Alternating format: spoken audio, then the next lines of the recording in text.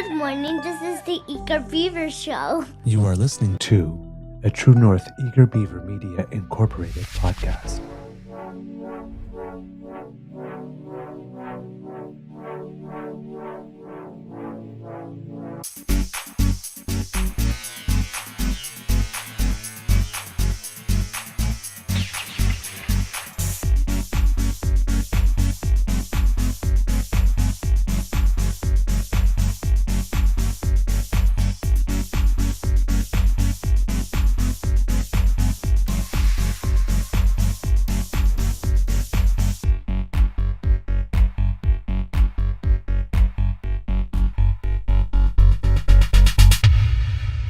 The True North Eager Beaver podcasts are proudly brought to you by our founding sponsors, the Miss V Mysteries from Corvid Moon Publishing, your source for science fiction, fantasy, and cozy mysteries featuring a broad diversity of characters. PsychicTarot.ca, book your tarot reading and unlock your spiritual journey. And the Pepper Master, hot pepper sauces made from farm fresh ingredients to thrill your taste buds and expand your mind.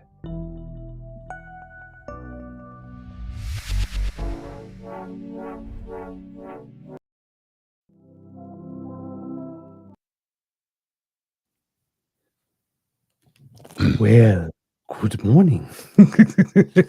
And hello, kids and cubs. And welcome to the Daily Beaver Morning Show, Season 5 and episode number 657 today. Always 100% royally Canadian. Today, recording day is Wednesday, May 28th, 2025. And as you can tell by the sun shining off my face and off the jewels from the crown, it is a lovely day here at the Beaver Lodge. I'm your host, your Royale with Cheese, Queen Beaver. And with me, as always, is my good friend, Mr. Grizzly. And the twins, Danny DeVito and Arnold Schwarzenegger. For those who know the reference. A big thank you goes to our podcast founding sponsors, the Pepper Master, the Miss V Mysteries from Corvid Moon Publishing, and PsychicTarot.ca. We have a packed show for you today, but before we do anything else, Mr. Grizzly, how is your mental health today, good Sir Grizzly of the Bear? I think it's pretty good, actually. Despite my physical pain, my back is still troubling me. My back, and when I went to bed last night, it was my back, my hips, my quads, my right shoulder. My hips. No idea my why. Back. My. No, it's my hips, my back. I bend over, it does make loud crack. I like that. My hips, my back, bend over, it loud cracks. Yes. Again, another reference for those who know the song. Oh my! At my end, I was in pain all day, and mercifully, it subsided before going to bed. So I actually had restful sleep, believe it or not.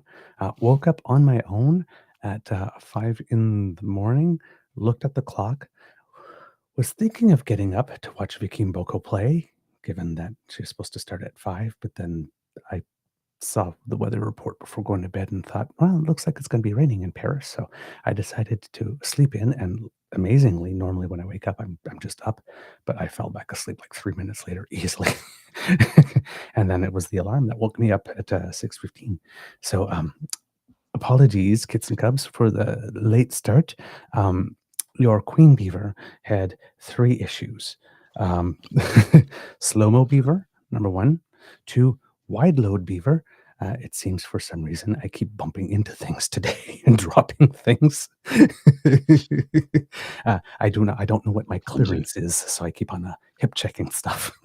I pop stuff off the table. I pop stuff off the camera. I'm just You're going through the experience that a lot of people have when they first go to this hairstyle. Yes, or bumping your head.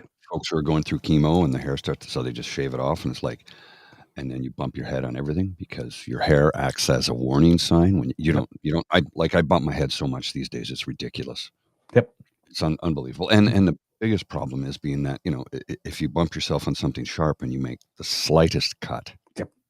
it's a vascular cut, which means you bleed like, Yep. forget about it. Yep. It's not pleasant. I've bumped my head 3 times since I had the crutches because I was too busy looking down where I was putting the crutches so I didn't hit a hole in the cement and then lift my head. Oh, god Yeah. damn. Yesterday, I dropped something, and as I was going down to drop it, I bumped it against the desk. It's like, oh, come on, man. It's just, it's, it's not easy being beef. And then on top of slow-mo and wide load, then wardrobe malfunction, Mr. Grizzly can attest. I was wearing Yeah. a bright yellow t-shirt early, and for some reason I had like black splotches following me when The green screen was seeing through it for some reason. It's and I'm not green underneath the yellow shirt. I promise you I haven't turned green. So I don't know what it was. It's been a weird morning, but all the problems have been solved. I am now at normal cruising speed. There's nothing for me to bump over with at least my hips and my hide because there is constant in the chair. So hopefully I will not knock anything else over. And the wardrobe will not reveal that I'm some freak alien or something. So we're good to go. Oh my God. I tell you, it's a trip. Oh man. All right. Well, before we get into anything else, Mr. Grizzly, your prediction did come true. Yeah. The Yeah. Oilers Edmonton won did win 4-1. 4-1. Yeah. 2 empty netters. Well, we watched the first 2 periods, and by the start of the third period, I was sitting there and going like, I can't sit on the couch. I have to go lie down. So I'm just going to go to bed because I'm in so much pain. And painkillers weren't working. And I woke up at 1:30, I think, and it's like, I just stop, just stop. I got up and I put Voltaren all over my body, and it helped. It took the sharp edge off. That's the very first time I've ever noticed that it's helped me though, because everybody's recommended it, and I'll take it and I'll put it on, and it never does anything for me. But Did you last night I was bathe like, in it? okay. Well, last night I put some on my hip and my thighs, which were just killing me at that point, more than my back. And it took the edge off enough that I was able to fall asleep. So that's the first time it's ever worked for me. So thank you, Voltaren, for finally deciding to work for me.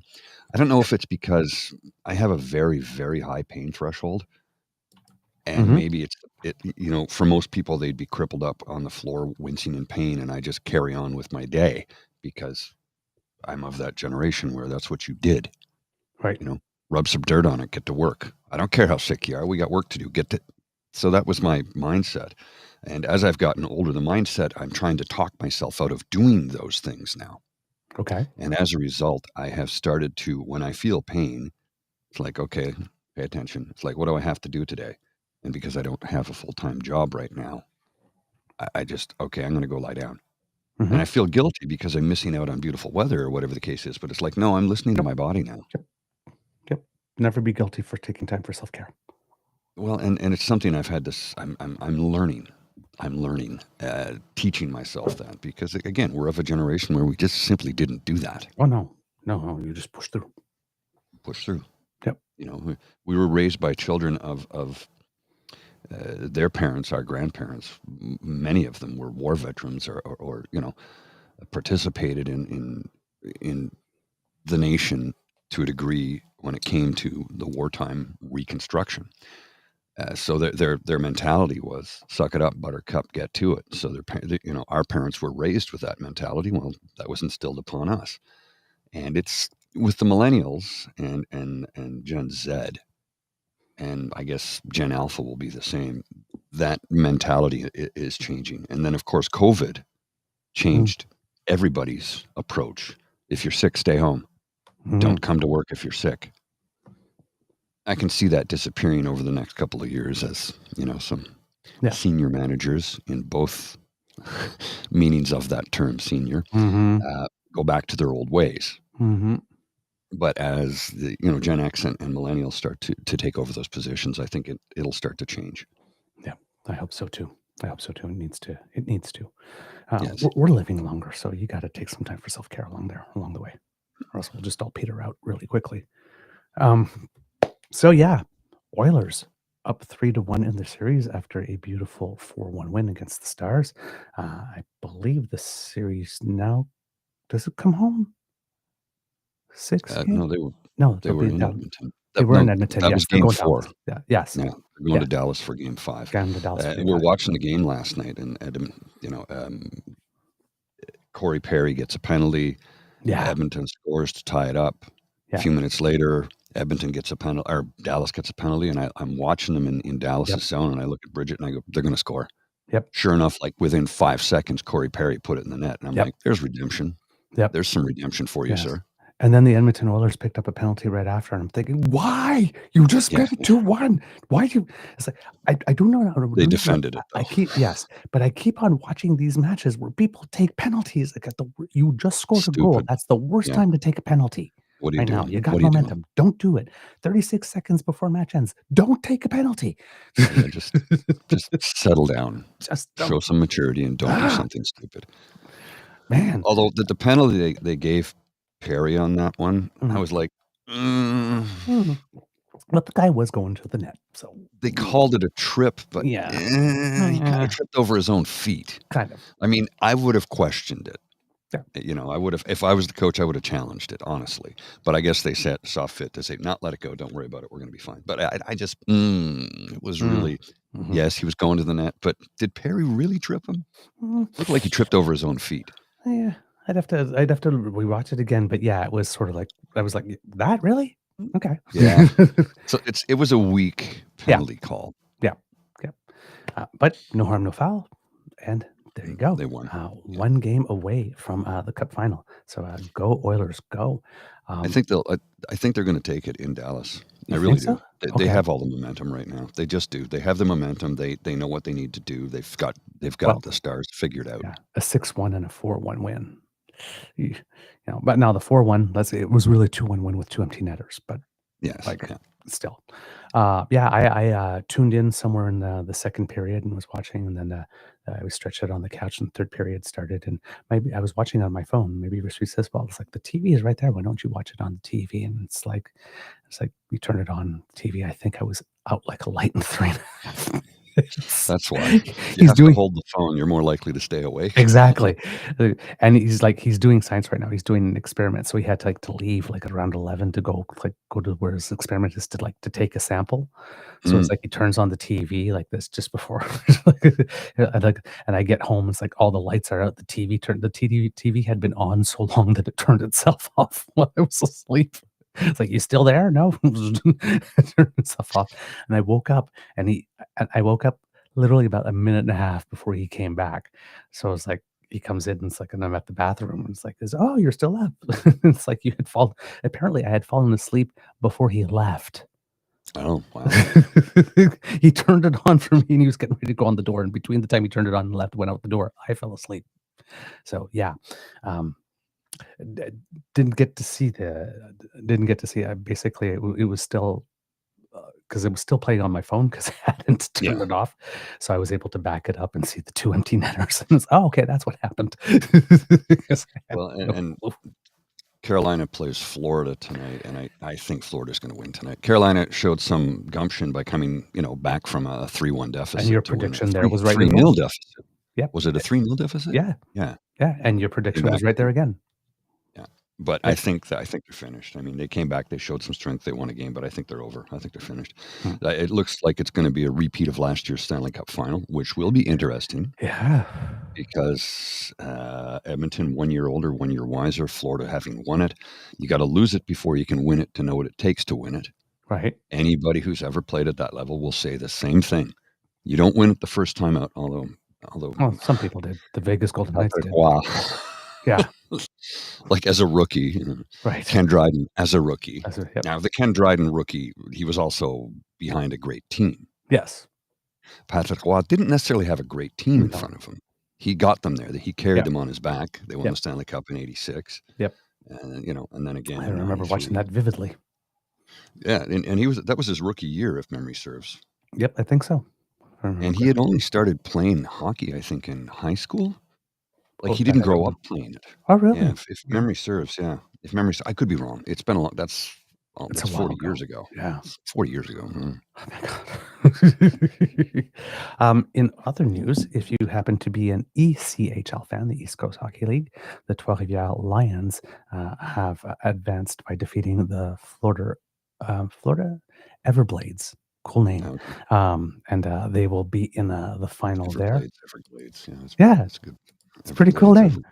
Yeah, that's Yeah. pretty good. That's pretty good. Yeah, pretty creative. And they'll be facing the Toledo Walleye. So it'll be a number 2 team versus number 3 team in the final there. So keep your eyes on that. And if you are following the Memorial Cup, I was it's just about to Cubs. say what's happening with that. Yeah. Yeah, the Medicine Hat, they're done the round. Well, they're pretty much down the round robin. There's one more match to play. The Rimouski Oceanic need to play the Moncton Wildcats. But the Medicine Hat Tigers have gone a perfect 3-0 in the round robin. And they've got their 6 points. So they are immediately going to the final.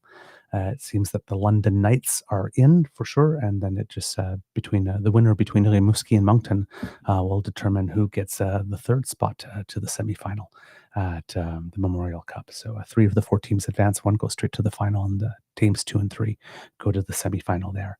And so the first 2 spots are already determined, and the last one will be determined tonight, I believe. Yes, at 7 p.m. And of course, the Memorial Cup is being held in Rimouski this year. So good stuff. If you happen to be following the French Open, Kits and Cubs, you are very well. You have some mixed emotions. Felix Auger-Aliassime yesterday got off to a really great start. Was up 2-0 in the Grand Slam for the men. However, it's a 3 out of 5. He had won, I think, 13 of the 20 first games, and then just disappeared. The other guy, the other guy, Arnaldi, did raise his level, but Felix Auger-Aliassime had no response, and the guy from Italy won the next 3 sets. And Auger-Aliassime, a top 32 seed, is out after round 1. Not expected. Very well, unexpected and expected. He's been in a slump too. He won the first 2 tournaments of the year and has done pretty much not much since. Mm. Yeah. So he might even possibly drop out of the top 32, which is a really bad time to do it because Wimbledon's in about a month and a half, and you want to be in the top 32. Yeah. Yeah, not great there. However, the winning ways for Gabriel Diallo continue. He played his first doubles match because he won in singles the other day and won that one very handily with his partner. They faced no break points whatsoever in the game. Mm. In the match, they were never at risk. So he moves on to round 2 in his first ever doubles Grand Slam match, and Victoria Mboko, who we keep talking about, just keeps on winning. Again, today, she just got off the court before me coming on to do the show. She was playing a German named. Her last name is Lys. So I'm going to say Lys because that's how we would say it in French, but I don't know what that is in German really. But Eva Lys, who's at 59th in the world, she herself had an upset in the first round, taking out the number 28 in the world. But Mboko won the match 6-4, 6-4. She now enters the top 100 in the world by doing that. And all her matches that she's played at the French Open, including the 3 qualifying matches, so this is her fifth match, she's won in straight sets. She has not been challenged. She's playing like a top 32 player in the world right now. Good on her. She started the year 333. It's just phenomenal. The next I match. misheard that for a second. I thought you said she started in the year 333. No. She's 1,700 years old? She's looking good too for 1,700. Not a day over 1,200. She started the year at 333. Okay. Yeah. Started in the year 333. Wow, I didn't know they were playing tennis back then. Now, the next match is a tall order because she'll be playing Qinwen Zhang from China, who's number 7 in the world. So could possibly be the end of the road for Mboko here at the tournament. But hey, she's got 18. momentum and she's just flying. So who knows? I mean, she She's won a 18. set off Remember Coco that. Gauff the other day, and she's ranked number 3 in the world. So Yeah. we never know. You were going to say, sir? Oh, no, she's 18 years old. So She's there's 18. lots of, yeah. I know, but it's like 18, your first Grand Slam, first ever. 3 qualifying matches. Boom, boom, boom. First match against top 32 in the. I mean, It's quite something. She's just nailing it. She's phenomenal. She's phenomenal. And she's, again, same thing. She got there to serve it out like this, not challenged whatsoever. Match point, boom. Give me more money. just you're 18, you can't do that. Pay me. Did it. Done. And she just walks like she's phenomenal. She's unfazed. I've rarely seen anything like it. Because normally, this is the biggest match she ever played. Like the last point, often double fault. Often, because the nerves just get you. Nope. She just closed it off. Well, some people are just built for that, right? Jeez, she's fierce. She's fierce. Like I said, she's every tournament you have an outfit. Your sponsors get it for you like this. But she's wearing this bright yellow tennis dress. She just everything is perfect. She looks perfect. She plays perfect. She's just you cannot not see her when she's on the court because the contrast of the yellow with her just gorgeous skin. Where is she from? She's Canadian. No, I know that. I mean, we're in Canada. Oh, that I would have to look again. I haven't gone back into the history like that. I believe she's West Coast, if I'm not mistaken. But okay. I might be wrong on that. Let's see. She was born in Charlotte, North Carolina, it seems. So yeah, interesting. Oh, she resides in Burlington now. Okay, Burlington. So there goes. Toronto, GTA. Yeah, I don't know why I thought she was West Coast for some reason. But yeah, she's like, if you like watching tennis, if you like a strong counter puncher, oh my God. Yeah. Like I said, I the people on the other end of this, on the other end of the court are probably going like, who is this person? What the hell is she doing? How does she keep doing that?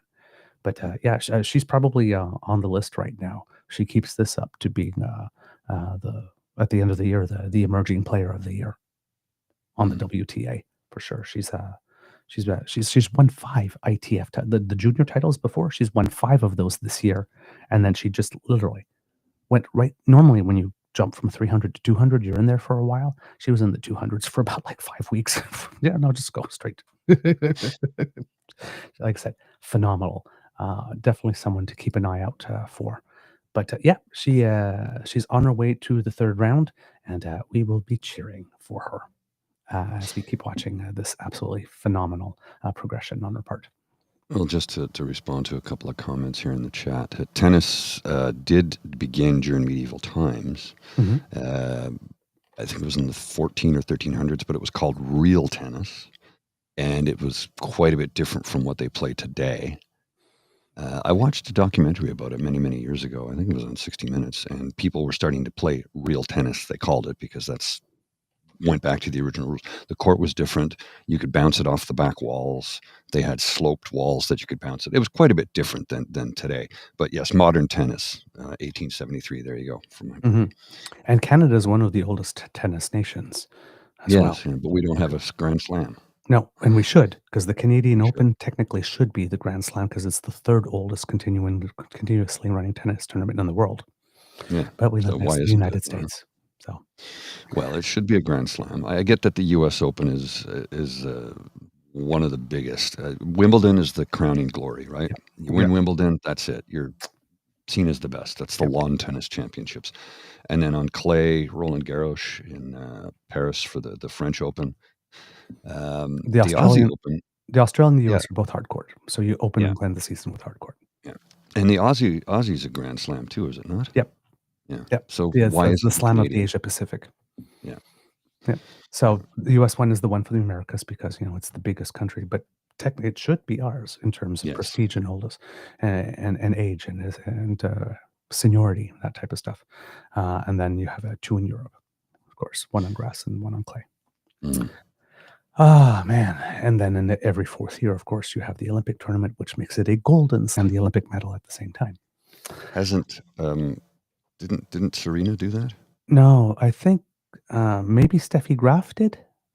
Oh, okay. I think I know Steffi Graf did get a calendar slam. I don't know if it was in the same year with an Olympic medal, but Steffi Graf does have a gold medal from the Olympics and a slam, a calendar year slam. I just don't know if they were both in the same year. And that was probably the first year they allowed pros to compete. I think so. Yeah. Because it's only been in the last 30 years that pros have been allowed to compete. Yeah. Be it hockey, tennis, and et cetera, et cetera. Yeah.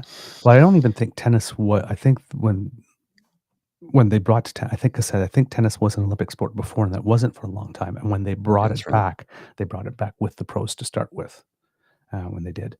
But it wasn't for the longest time. All right, let's see what we have here. Okay, lots of stuff happened. Speech from Throne, and we will get to that. Mr. Grizzly, I know you need a link there for it, so I will get that to you while we chat. While you're doing that, I thought we'd share this image. King and Queen visit Ottawa to open Parliament. Elbows up and carry on, old girl. Jolly good. Jolly good. I saw a thing on the Global Morning Show on Global TV where they had Bono on. And Yes. Bono did the elbows up thing. He goes, what do you, elbows in your face? Isn't there? Elbows up. Yes, that's it. Elbows up. He was gushing about how proud and happy he was that Canada elected a non-populist in Mark Carney. He's no fan of Pierre Poilievre. No. And you'll remember back in the day of Paul Martin. Yes. Right? Bono, and he had a lot of connection. I believe that was at the time that Bono said the world needs more Canada. Correct. Remember correctly. And conservatives lost their minds. Yeah. Right? Because why are the liberals always going for the celebrities? Because no celebrities wanted to be associated with the conservatives. Meanwhile, the conservatives didn't actually notice that the entire time they're complaining about Paul Martin getting pictures next to Bono, like the Stephen Harper's getting pictures next to Bill Gates, because Bill Gates is not a celebrity. Right. Kind of like, do you guys know how to read a room? So, yeah, when I saw that yesterday, the Bono's talking, cue conservative meltdown in 3, 2. There's something about Bono in particular that just really drives them crazy. So, I was expecting a, why don't you just shut up and sing already type comment. Right? Because you're not even from here. Why are you talking? Shut up. But you have no problem, though, when it's a give, send, go dollars for the United States, though, do you? Yeah, that's fine. Yeah, that's cool. I love the whole shut up and sing. Yes. How exactly? Yeah, I know. You're an artist. You're not supposed to have any thoughts on anything other than your art. So just entertain us. That's what you're there for. Me, serve me, amuse me, and for whatever else is in your head or in your soul, we don't care. Just amuse me. We don't want to hear. Well, it's like, come speaking of amusing, yesterday the back and forth online. Yes. People who obviously one of two things is at play here. They are trying to spread mis and disinformation, yes, or they failed basic civics in elementary school. Yes. It's one or the other. It can be both. It can be both. They don't care at all about civics. They never learn. They say they love Canada. They don't know about it, but they keep on talking smugly and confidently as if they've been married to it their entire lives. Well, here's a case in point. Holy crap, Mark Carney and Charles had Charles' speech wrote for him. Charles is actually regurgitating Carney's campaign. Yeah. Tell me you know nothing about a throne speech without being stupid. How dumb can conservatives be? Yep. We've been saying it all week that these are words that are written for him and that were approved, of course, because they have to run it by the palace. And of course, the king, you have to remember, is the sovereign of several countries. So, Correct. he's reading this and he's got to, there is some international diplomacy here because the leader of Britain, Keir Starmer, is trying to negotiate a deal with the United States because the UK really, really needs one. Canada, not so bad, not so much. We already have a deal with every other G7 nation. The UK no longer does since Brexit, right? So he really needs one. So while the UK is actually trying to get a little bit of a deeper economic integration with the United States, Yes. we are literally trying to diversify. So like Keir Starmer We're moving away. is in King Charles' ear. He's like, please don't say anything that can screw us while in the process of defending Canada. And Canada's like, yeah, speak up, man. So, the king has different pressures from different spots. But it's like all week long, we have been saying that the speech is going to be written from, and that the part that that really needs to be listened to is the part with the opening, because that's the part where he might put in a few thoughts of his own. So I do not know where this person was. Well, they're living since in forever. Their conspiracy theory bias confirmation echo chamber. Well, that's why I'm That's saying where they are. it literally has to be either disinformation or people that really like just plain disinformation, whether they know or don't know, or people that don't know who are just tweeting confidently and smugly about things they don't like, confessing to the world, I don't know what I'm talking about, because Better it's like to keep everywhere, every single news report mentioned this. Better to keep your mouth shut and not sound stupid than to open it up and remove all doubt, right? I mean, and here's another one I got to show you. This is the other one that I got into with folks because I'm like, oh my God, are you serious? They canceled question period today. First day of debates will be tomorrow. LOL. Is Mark Carney nervous or something? Hey, Grok, can you have a question period before the throne speech in Canada? No. Question period cannot occur before the speech from the throne in Canada. Parliamentary rules prohibit public business, including question period, until the session is formally opened by the speech from the throne on May 25th, 2025, sorry. Question period was cancelled because the speech was scheduled for May 27th, delivered by King Charles III. This is standard procedure, not a political move. No evidence suggests motives like Mark Carney's nervousness were involved. Now, right. They still took umbrage with that. And I'm like, but that's Grok from your overlord, Elon, telling you.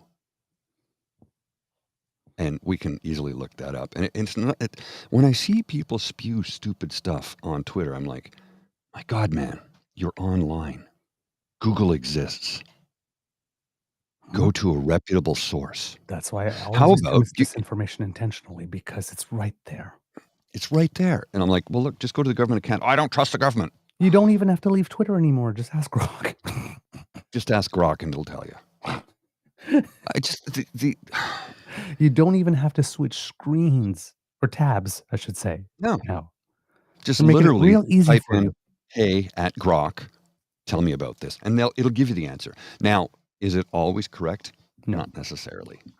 But for stuff in that case, it absolutely was. For stuff like this, yes. For stuff that's old and already verified and whatnot, it's pretty, like I say, it's pretty accurate, yes. Yeah, if you're asking, it's like, if you're like, at what temperature do I cook pork? You don't need to go double check that one. That one they'll probably get right, Yeah. But stuff that's more subtle, you do have to go check. And sometimes it's good to ask, are you sure? And then, and sometimes, well, this is a simple precedent, which is hundreds of years old. Exactly. Grok's not going to get that one wrong. So yeah, I mean, come on, man. And there was like a whole bunch of other stupidity and silliness that we will probably get on through the day. But how would I put it?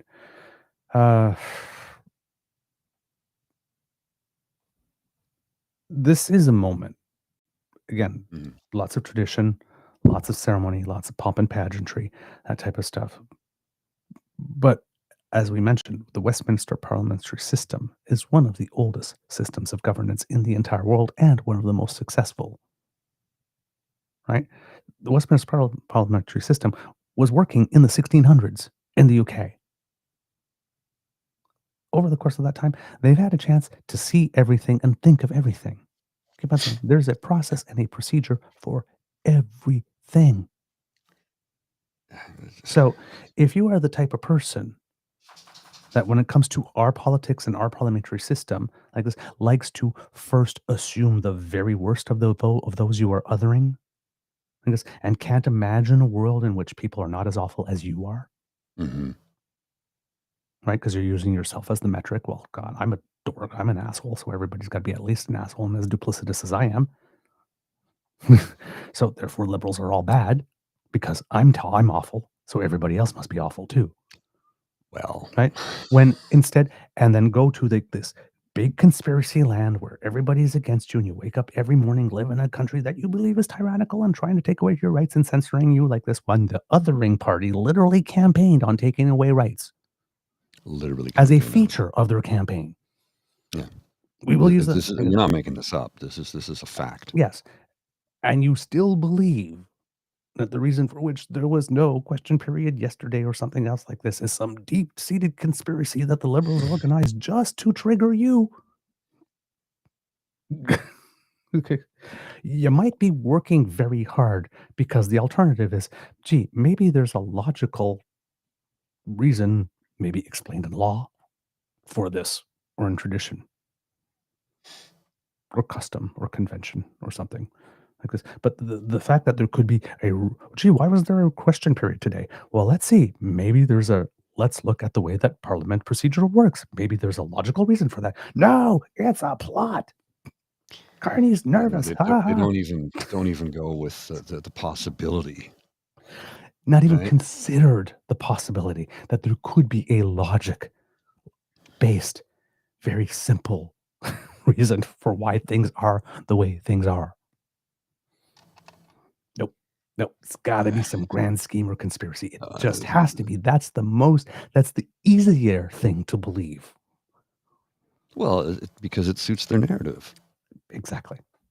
Right? You can't, if someone's paycheck depends on being wrong, you can't convince them to be right. No, no, no, because their livelihood and likely depends upon it. And we don't know that that's the case. We don't know that that's the case, but it sure does seem like it. It It would sure seem does to seem like it. It would seem to me at least that if you were on Twitter and you have a blue check mark and you consistently spout disinformation, my odds are is that there's a financial incentive there. There must be, because why else would you do that? Why would you be an agent of chaos in the Why country would you that you choose live in? that look? Right? I'm a real estate agent. Come buy houses from me. I don't understand how the world works. Gee, maybe I don't want to buy a house from you. Because let's see, Yeah. if you cannot understand, if you cannot read a sentence, for example, that criticize, for example, Laura Babcock wrote something, Mhm. right, and talked about Pierre criticizing the government as morbidly obese. Somebody says, "I can't believe you're criticizing people for their weight," and it's like, okay, That's except she not didn't. I was that's like, not what "Well, go reread it and use your comprehension skills." Oh, so that's what you did. You reread it and used your comprehension skills. The problem is your comprehension skills because words are not that hard. Criticizing someone and criticizing something, right? It's like, and the words morbidly obese came out of Pierre's mouth, not yeah. Laura's. So you don't know where things come from. You don't know, and you expect to be taken seriously. And then, it's like, I'm sitting there, let's say your profile says, I'm an engineer or real estate agent. I'm stockbroker. It's like, Mhm. dude, if you read a sentence and can't understand that the words came from someone else and the difference between someone and something, why would I trust you on yield rates or on contractual law if I'm Maybe buying a maybe house? Or why? Like, maybe you can't before you understand speak a about a basic English subject, sentence. maybe before you speak about a subject you clearly know nothing about, you could, read a couple of books, consult with some web pages that might actually give you the information you need to know. So this lets me believe also. So when I see this, like this is a financial advisor, I said like this, you're probably not a financial advisor too, because if you were, you would care about your business enough to not tell the world, I can't understand a sentence in basic English when I read it. Yeah. Yeah. It's not a selling point, because if you actually are a financial advisor and you tweet like that, I do not understand how you have clients. You shouldn't. I've encountered people on LinkedIn going on bizarre hate rants over Justin Trudeau. And I've seen some of them being CFOs and CEOs of certain companies. And all I've said to them is, this is neither the time nor the place to have this discussion. You can go discuss that elsewhere. You should not be discussing that on LinkedIn, especially when I can see who you are and where you work. Yeah. Like Your you're not professional thinking, image? and you're the CEO. I shan't deal with your company. Uh-huh. A CEO is supposed to be incredibly diplomatic and understand how things work. Yeah. This person clearly didn't. He immediately, within seconds of him reading my post to him, he took his down.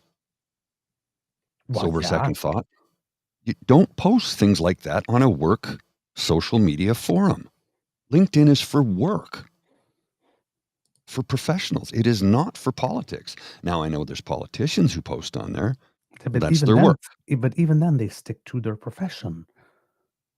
They are working. should. Yes, they're in their profession. That's right. Yes. Like this, but like But they're some of the talking comments politics, I've they're talking seen. about systems and whatnot like this, and not specifically political positions. Hopefully, Oh no, sometimes it's political decisions. Yeah. That's not good. And I see that, and I'm like, look, they're entitled. They want to talk about that. They can. That's their job. But it's some of the responses from people. I'm like, what are you thinking? You didn't think. You didn't have a sober second thought. You made an outlandish claim in support of what this politician just wrote. And at the same time, you slandered the current prime minister because you don't like them. Well, that's fine. You don't have to like them. But maybe have that as a closed door conversation. Yeah. And don't put it on a website that is a social media website designed for corporations and companies and workers. Yeah. Because I go to LinkedIn to discuss business and job opportunities. I do not discuss politics on that page, and I never will. I have said to people, you might want to reconsider this post and take it down. I've said that to a lot of people. Yeah. And I've never had a pushback. Yeah. Like you're on a work website. This is not X. This is not Twitter. This is not Facebook. Yeah. You might want to reconsider this. Now, we had an example. There's this guy here. Not going to say his name because I don't want to give more popularity to him like this, but he's got like even a whole logo for his whole thing, and says estate economics, mortgages, and politics. Why? Why the last one? Estate economics and mortgages should just be your thing. Leave the politics alone. That's it. Like this. But then, so estate economics and mortgages literally tweets. I kid you not. This is word for word. Mark Carney promised no games if Pierre Poilievre found a seat. The Conservatives delivered. It's been weeks and still no by-election. What's taking so long? We have zero budget, zero answers, and now zero by-election. At this point, you're just a government of zeros with a target emoji. Okay. So tell me you don't know how anything works without telling me you don't know how anything works. Did we not already report weeks ago that according to the Office of the Speaker of the House of Commons, members of Parliament can't resign their seat until 30 days after the election result is published in the Canada Gazette, the federal government's official publication? The results have to be counted, validated, confirmed, audited, all that kind of stuff, then officially published. And 30 days after. Yeah. Then. So this guy, Kurek, probably can't resign his seat for probably another 77 days or so. Officially, correct, yeah. So why is it not happening? How come it hasn't? Say it has to be some big conspiracy, or it could just be the law. And Carney said he would call the by-election as soon as he possibly could. Yeah. Legally, as soon as he can call it, he will. Yeah. He said that. Meanwhile, we have Danielle, who made Nenshi wait about 6 months. She finally called the by-elections. I thought it was going to be on June year. 23rd. There's going to be 3 of them held, and then she's going to finally be able to run in one. So it's like your girl is doing what you're accusing the other guy of. This, and she had full power to be able to call it any time. This guy, at any time. There's an actual legal reason why it can't be done now. She could have called it the day after he She could was have. elected to the head of the NDP in Alberta. Yep. She could have called it the day after. She could have. So it's like, but no, right?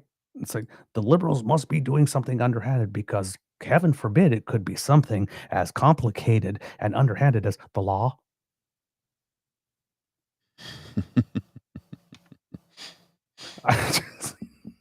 Well, so he became the leader of the Alberta New Democratic Party on June 22nd, 2024.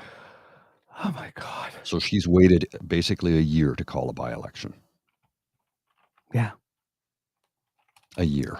I know. When she could have done it the next day. She could have called it on the 23rd of June and said, okay, we're going to have a by-election in 30 days from this. No. She wanted to delay it so that he wouldn't have any power. Well, and of course, there might be something to I don't know what it is that makes it so that she would not be anxious to call a by-election. Just I can't just quite pleasant. by the skin of her teeth. Mm-hmm. So yeah, there will be 3 by-elections in Alberta. I think they are set, if I'm not mistaken, for June 23rd. Yes, there we go. So it's a year, a full year. Yeah. A full year. Indeed. So here, there's 3 orders and councils. The Lieutenant Governor and Council authorizes the Chief Electoral Officer to issue a writ of election directed and addressing the returning officer of Edmonton Ellerslie Electoral Division, fixes the date of the writ as May 26, 2025, appoints June 5th, 2025 as nomination day, and provides that where voting is necessary, June 23rd, 2025 shall be the day on which voting is to take place, and directs that the writ be returned in accordance with the Election Act.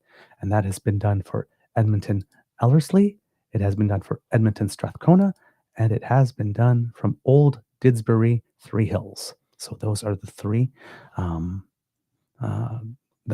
Where's Naheed running? Do you know? one of the 2 Edmonton ones, I'm sure. Okay. I'm not sure if it's Ellerslie or Edmonton Strathcona, but he can run in one of those 2 for sure. Okay. No problem. So and he'll win. And he'll win there. So yeah. Finally, they're getting them, but Danielle Smith has kept not 1, not 2, but 3 seats. So the populations of 3 electoral districts without an elected representative for much longer than was needed. Mm. But she's all for democracy, though. Oh yeah. Just done her way. Yeah. And meanwhile, measles cases in Alberta have officially blown past the 600 mark, but she's too busy making sure that people on disability supports actually have to apply to get the disability benefit so that Danielle can claw it back from them, or else she's going to punish them. So, she has priorities. She also has priorities of, I believe, book banning. Yes, that's the next thing. Yes, because things are going well when the premier of the province that has already thrown a whole bunch of children under the bus turns to her people and goes, gee, things are still getting hot. Don't we have any other kids we can punish?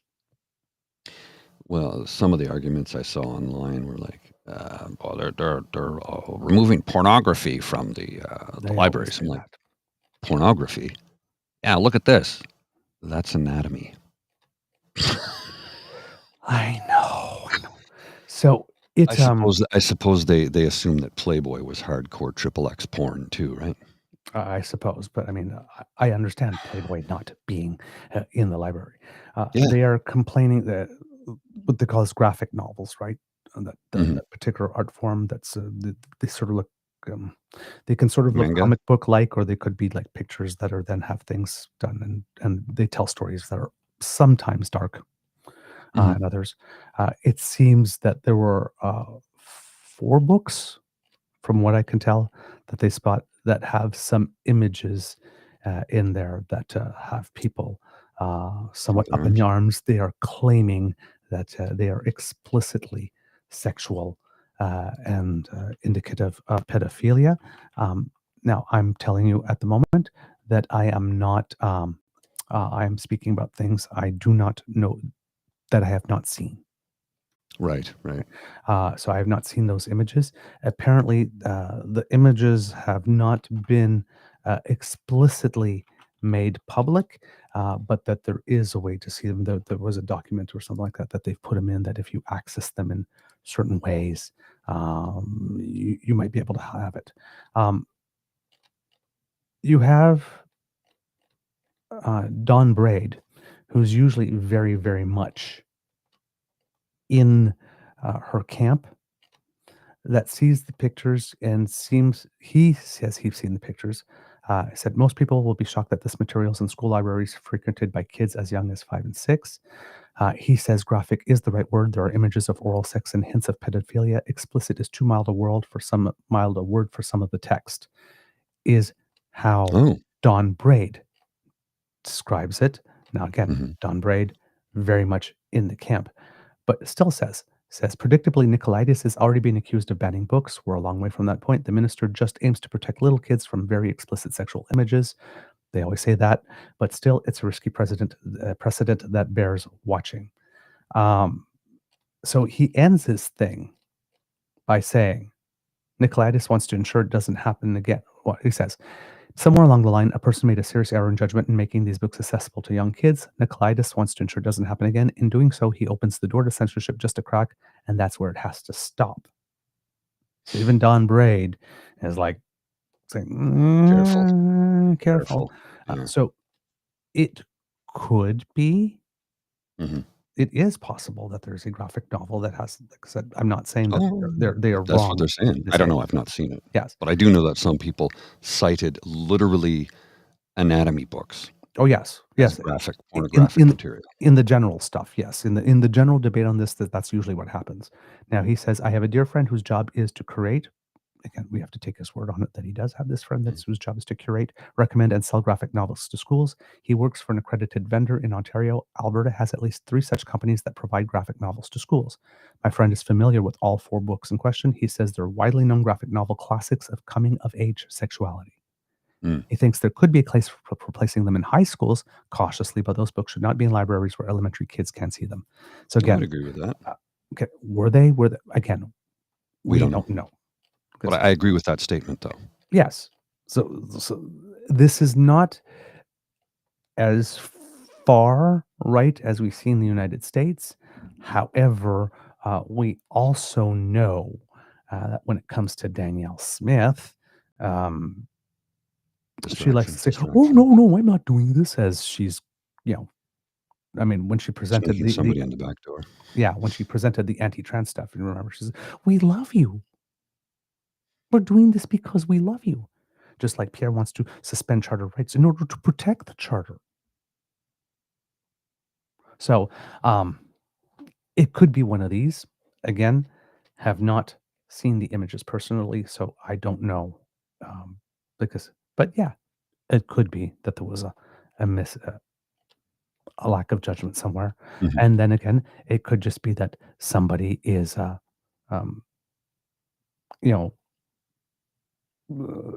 some people just get triggered by talk or suggestion, right, Yes. of sexuality. But if it's of coming of age, well, then what happens when you come of age? We say coming of age because you're having your sexual awakening. It's code for having coming of age is code for having your sexual awakening. Yes. Right. So it would seem going to happen. It's going to happen to you no matter what. Yeah. Now, it would seem that Nicolaitis, the guy who's doing this, is also accused of being anti-gay and anti-trans, according to Dawn Braid.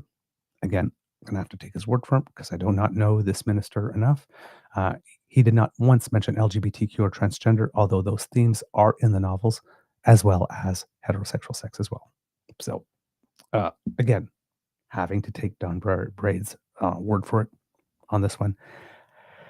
I'm not very inclined to do that. The only reason I'm reading it into the record this time is because Dawn Braid tends to be always been like, full in whatever Danny wants, give it to her like this. And this time he's like, I could see this, but so if Dawn Braid is going, there might be.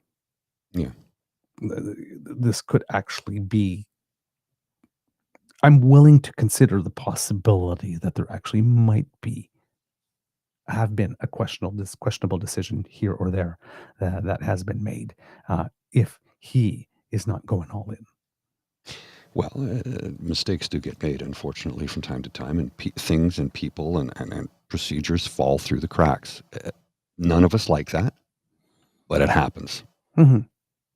But if we are adopting past behavior as the best predictor of future behavior, Mhm. this is a thin edge of the wedge, and Danielle Smith is going to go full in at some point. Well, I mean, she realizes that her entire government's going to be brought down soon. The old Tylenol scandal, which Nate, our good friend Nate, who was slapped, was able to fight back and push back and got his website back and his channel back, and now the Globe and Mail is reporting on it. And I've talked to a few people online, and I said, "Yeah, we had Nate on not too long ago. Have a look. Here's our conversation with him." They're like, "Oh, so I've gained a few followers, but at the same time, getting our show out there to other people who don't know about us." And I'm like, "Yeah, Mhm. we're fully in Nate's corner because we know who he is. He's a good man. Oh yeah, and Nate does research. He knows what he's talking about." So when you get hit with a slap suit, it means you've pissed off the right people. Yeah. Because they're running scared. Yep. And they know a slap suit is basically an admission of guilt. Not all the time. Not all but the I say time, but basically. yeah. When it's used as if someone's actually being defamed, Yes. that's Okay. one thing. Nobody was being defamed here. He was You reporting said the truth. something unflattering about me that I don't like, but that happens to be true, allegedly. That's not being defamed. Yeah. No, right? no. So, yeah, I'd like to see an end to slap suits altogether, though, because too. it really is wealthy being able to punch down once Yep. more. It is. One more example of it, you know? It is. Yeah. And people, we're fighting back. Yeah. We're fighting back little by little, people contributing money to the GoFundMe so he could have the ability to hire a lawyer to fight back for him. This is a good thing. Yep. This is when the people speak. Yep. And we need to be heard because we're tired of being silenced by the rich and powerful, especially when we know they're wrong. Seems that, according to Kit Tabby G, that the Ontario government might have announced that it won't cut back on the disability by $200. So zigging when Danielle Smith zags.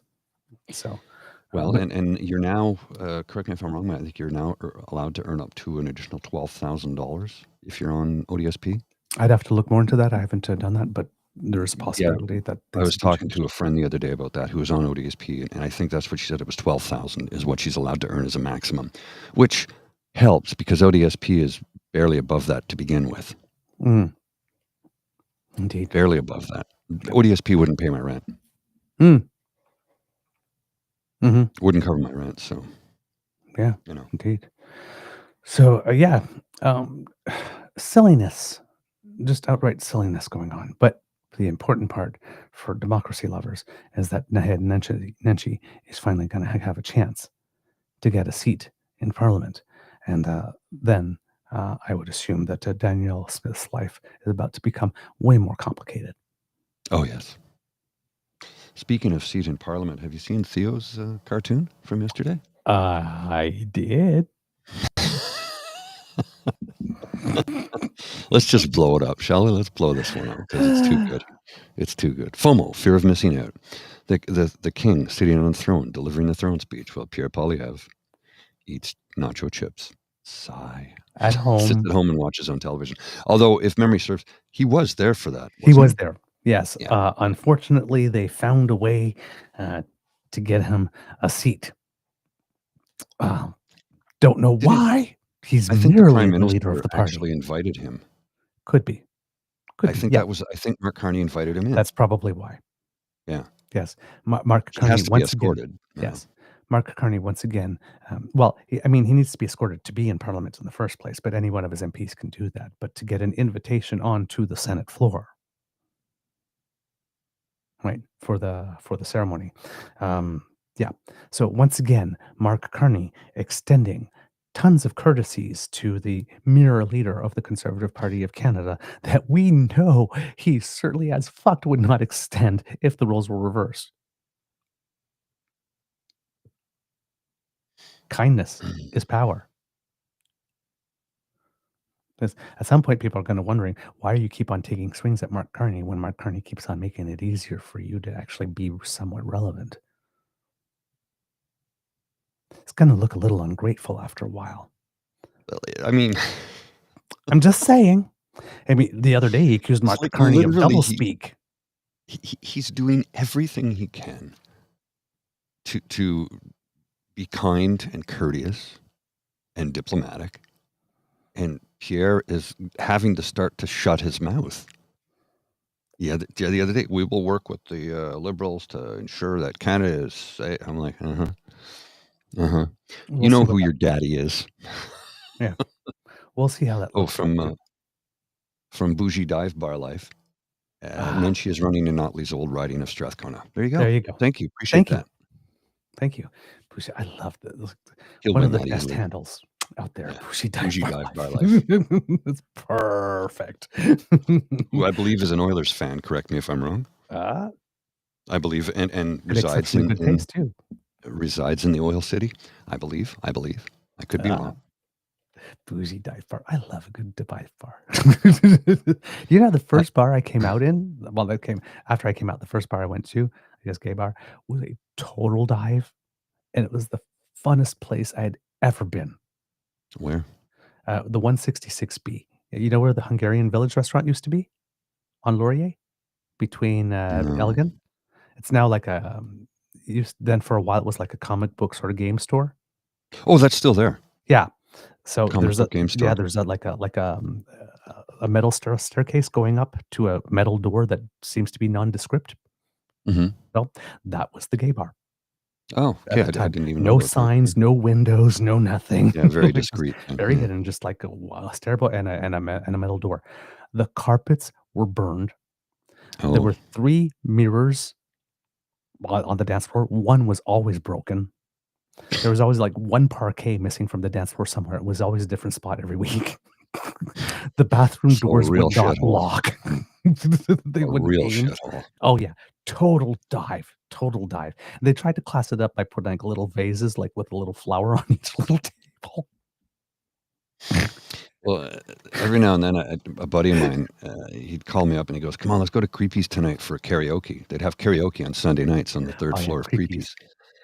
Well, CP, Yes, Centertown Pub, but Creepy's. it became known as Creepy's because as the younger Gaylings came in, the older creepy guys, and believe me, they were creepy. Yep. They were. So I'd be there with my buddy, and we'd just and they'd start hitting on me, and I go, "Well, thank you very much, but I'm not your type." He's like, "What's your type?" And I go, "Somebody with a vagina." What?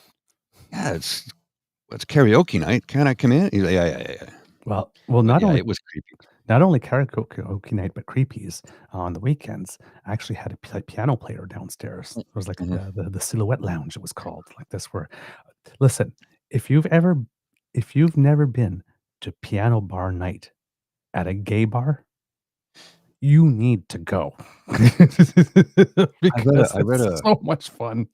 I read a diatribe recently on and it was a back and forth long thread on Reddit how the song Piano Man by Billy Joel is actually about a gay bar. Really? I did not know that, but that would Talking not with Davey, surprise me. who's still in the Navy and probably will be for life. He's only singing about men at the bar. That's true. Making love to Rick, Tom, and Jim. His tonic and gin. Yes. Making love to Tom and Jim. So it's I read it, and somebody presented this theory to Billy Joel, and he laughed hysterically and thought, that might be the truth. He goes, "I just played the piano there. Maybe that was what it was, and I didn't know." Oh, yeah, because that's true. And I mean, it depends when, but it probably wouldn't just be men because, we have our girlfriends too, right? Well, it was 1970 when he wrote that song. Yeah, but we have our girlfriends, Mhm, right? mhm. Not girlfriends, but girlfriends. Hey, girl, like this. So, I think I could be a movie star if I could just get out of this place. yeah. Like, So, I mean, these I know. Yeah, now that you're making me think about the lyrics, then it's like, oh my god, it could be indeed. But so it was not odd to see women Mhm. there Oh, like no, this no, with of their course not. friends like this. But if you ever, if there ever is that opportunity, if you want to go to a place where absolutely everyone is singing the song, Like goes Yeah. and full-heartedly and full-throatedly and just having a great time. Straight piano bar night at any gay bar. Trust me, show tunes galore. It's it's just fun. It's just fun. Nobody's sad. No, It's an experience. It really is something. what's the line from the house track? Um, oh, this is my sacred place. It's Oh, this is my church. This is where I heal my hurts. thank you. There we In go. in There we go. God is a DJ by Faithless. Right. Love I that knew it was song. faithless. I just couldn't think of Yeah. the lyric. I often have You to know, say the words out because I'm out. Insomnia was their other big one, right? Like, listen, and then yes, if and what that we was a was wrong, huge I don't want to track. be right as well. But Yeah, Insomnia was Insomnia, huge everywhere. and that track still kills. Oh yeah, Still it is. It's to this day. oh yeah. It sounds like it was made today. Yeah, Oh yeah. exactly. And it was made in the 90s. Oh yeah. It's like, If you don't know what we're talking about, look up Insomnia by Faithless. and do the Find remix the first. 12-inch remix. Yes. you know. I have it on vinyl right over I there on know. the shelf. It's like the single is great, but Mhm. listen to the remix first. The remix Then is listen to better. the single. But the lyrics, one dried potato. The lyrics are quite funny, actually. And he's talking about insomnia, and then the track just explodes. Oh yeah. Anyway, Once it drops and I it have just to go. takes off. Already? Oh geez. Wow. It's 8:30. Yeah, we started late, right? So Yeah. I do have to run because I do have to take care of a couple of things, and we have a 10:30 meeting too. Mhm. You got the link? I sent that to you earlier, I think. Yes. Okay. Something I wanted to share with you quickly from our friend Creek Pete just before I go. Yes. He says Trudeau was a good PM that was sandbagged by an incompetent media that is more interested in gossip and clicks than actual journalism and fact checking. Well, this is from Polling Canada. Consumer Price Index, all items versus childcare services in Canada. Change in nominal prices from 2002 baseline. For years, the price of childcare in Canada had been rising faster than overall inflation. Correct. And that's the blue line is childcare, and that's inflation. Then the Canada-wide early learning and childcare plan took effect in earnest, and that was in 2022. And look at the drop off. Mhm. But also look at Childcare the widening services. of the gap leading up to that inflection point. Yes. Yeah, the widening of the gap was massive. But now it's the other way around. Yeah.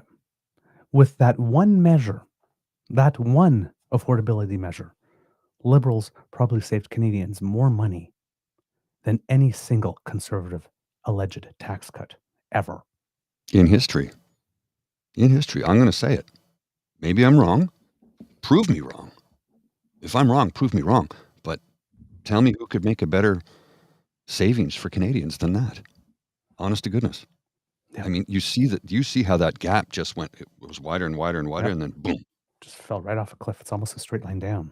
Well, the difference it made in people's lives, and what was it? Seamus O'Regan, he says, all of a sudden we're seeing all these women come back into the workforce.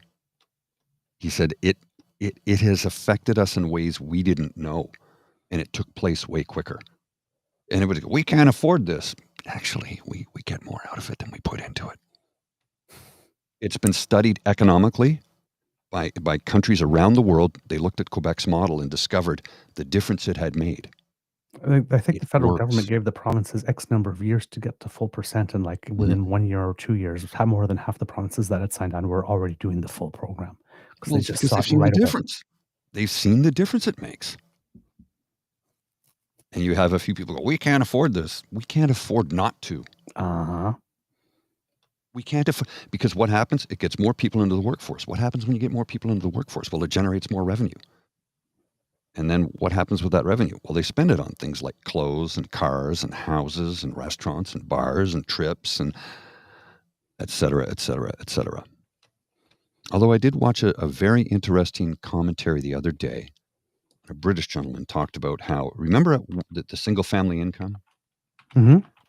And then we suddenly had dual family incomes, but nobody was getting any further ahead. Mm-hmm. It's because the single family income at one point they had a disposable income, right? They had Right. disposable money. They had savings. All the bills are paid. There's savings made. There's investments made. Then they had disposable income, discretionary funds to spend on whatever they want. Now we have two incomes in one household, and the discretionary income, the disposable, it's It's gone from this on a single to this between two.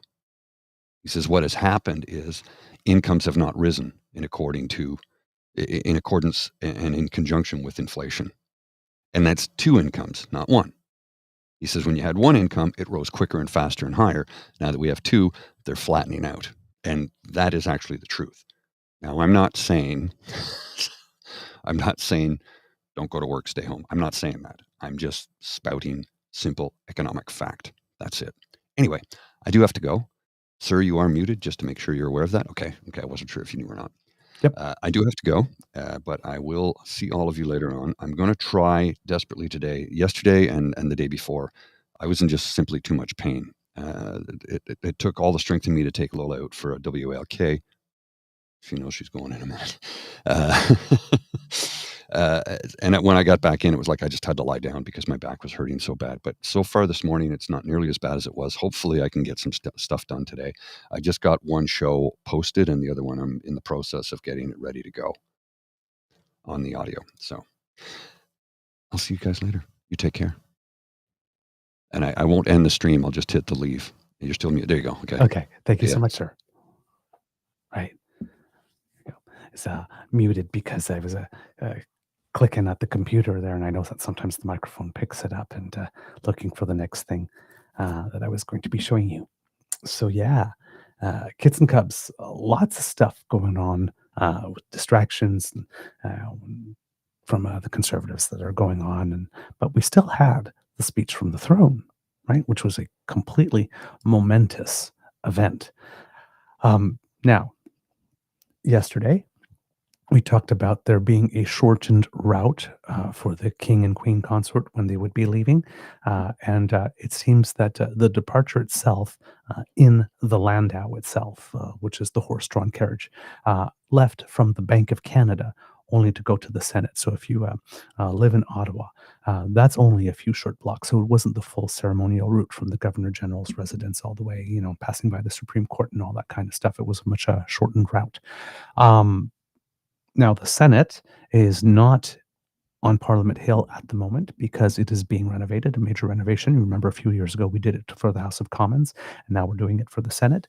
So the old train station, which is closer to the Rideau Centre, if you've been in Ottawa, across the street from the Chateau Laurier, is where the Senate is and has been for the last 3 or 4 years now. So this, I believe, is the fourth speech from the throne that's been read from the temporary location while they are actually rebuilding the actual Senate on Parliament Hill.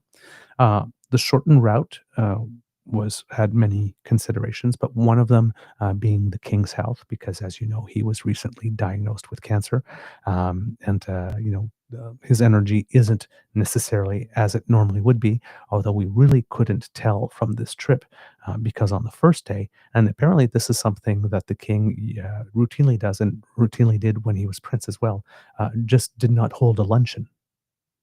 Normally he should have gotten off the plane and held some type of lunch and whatnot and then gone out. But it's like, no, it seems that according to royal watchers and people know that he really wants to go out and meet the people and spend as much time as he can making these connections. So he frequently apparently skips lunch and luncheons and that type of stuff. So, but there are health considerations to take into account for here. So a bit of a shortened route as a result of that as well. For those who are wondering, because we've been giving a lot of history and trivia and stuff, the state landau itself was purchased by Governor Earl Grey, and if that name rings a bell, it should, because Earl Grey is the Governor General who brought the Grey Cup to Canada, the trophy for the CFL. So he bought it from the Governor General of Australia back in the day, and he traveled in the state landau to open Parliament in the name of King Edward VII in 1909. And when he returned to the UK, he left the state landau with the RCMP here in Canada and has been part of these ceremonies and processions ever since. Also, for those who are wondering about symbolism, the crown jewels clearly are not here because the state crown of the United Kingdom cannot actually leave the United Kingdom. Now, there's a bit of interesting trivia. While there is an emblem of a Canadian crown, there actually is no physical crown. for the King or Queen of Canada. Interesting. Now, they have various tiaras and other things that they can bring along for these types of occasions, and Queen Elizabeth II did wear one at one point when she read the speech from the throne, but they're not the crown jewels. It seems that the British crown jewels have not traveled since they were melted down during the English Civil War in the 1600s. So, a little bit of trivia there. Other things, lots of dignitaries were present. We had not only the governor general, but all the lieutenant governors of the provinces and territories were there as well, because they are the representatives of the royals in the province. So they do a function that's similar to the governor general, but at the provincial and territorial level. Then you had other dignitaries, past prime ministers. Stephen Harper was there along with Kim Campbell. Mila Mulroney was there representing Brian Mulroney, who passed away relatively recently. You also had Prime Minister Justin Trudeau there in his first public appearance since his resignation, ironically seated immediately next to Stephen Harper. And you saw some video of them actually chatting and seeming to enjoy their conversation together, which is really interesting considering that Stephen Harper so hated Trudeau 1 that he set his alarm every morning at 3 o'clock a.m. to wake up just to schedule 15 minutes to hate Trudeau father. I mean, the whole reason for Stephen Harper to exist as a politician is because Pierre Elliott Trudeau once existed. Right? So, and the man also that we must state, who has tried to beat Justin Trudeau 4 times and failed. Because let's not kid ourselves. Even though Stephen Harper is not the leader of the Conservative Party of Canada, he's still the leader of the Conservative Party of Canada from afar. Andrew Scheer was Stephen Harper with dimples. Aaron O'Toole was an attempt to be Stephen Harper-ish, but presenting a cuddly persona. And then Pierre is Stephen Harper, as nasty as he would have liked to have been. Right? But it's all Stephen Harper. Let's not kid ourselves.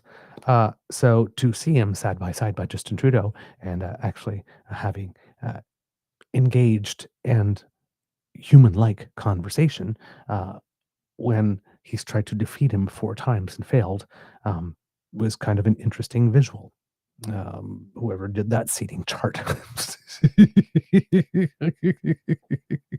Man.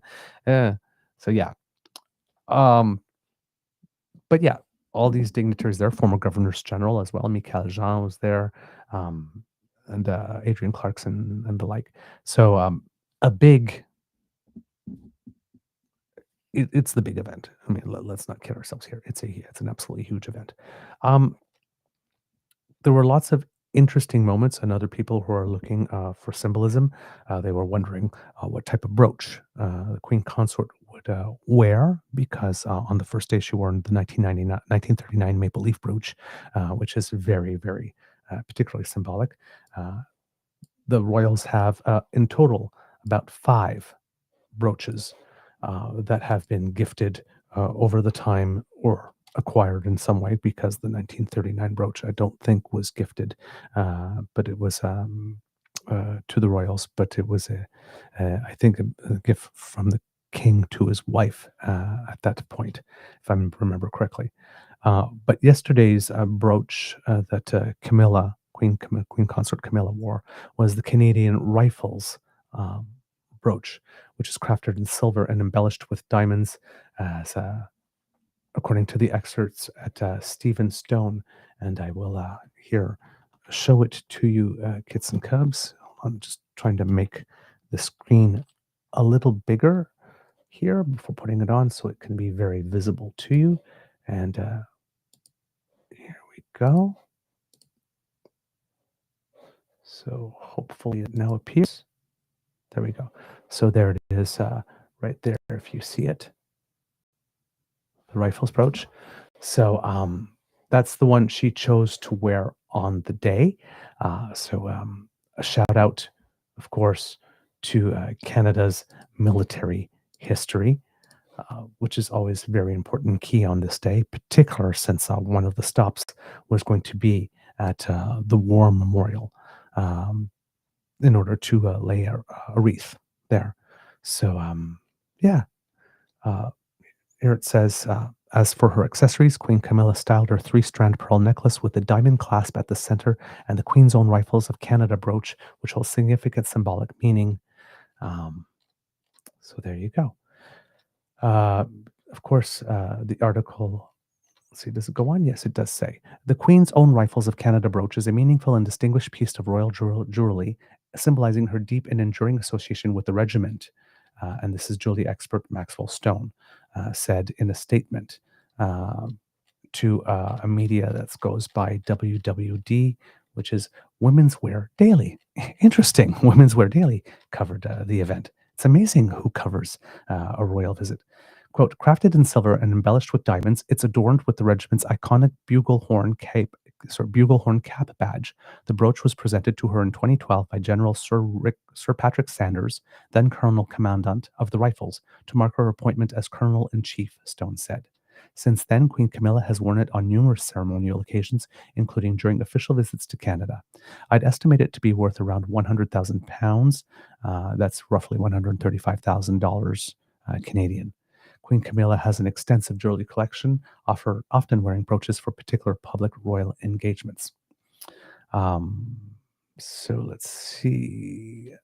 Yep, that's basically all that they had to say specifically about that brooch. But again, symbolism and a shout out to our military, which is kind of a big deal in this case.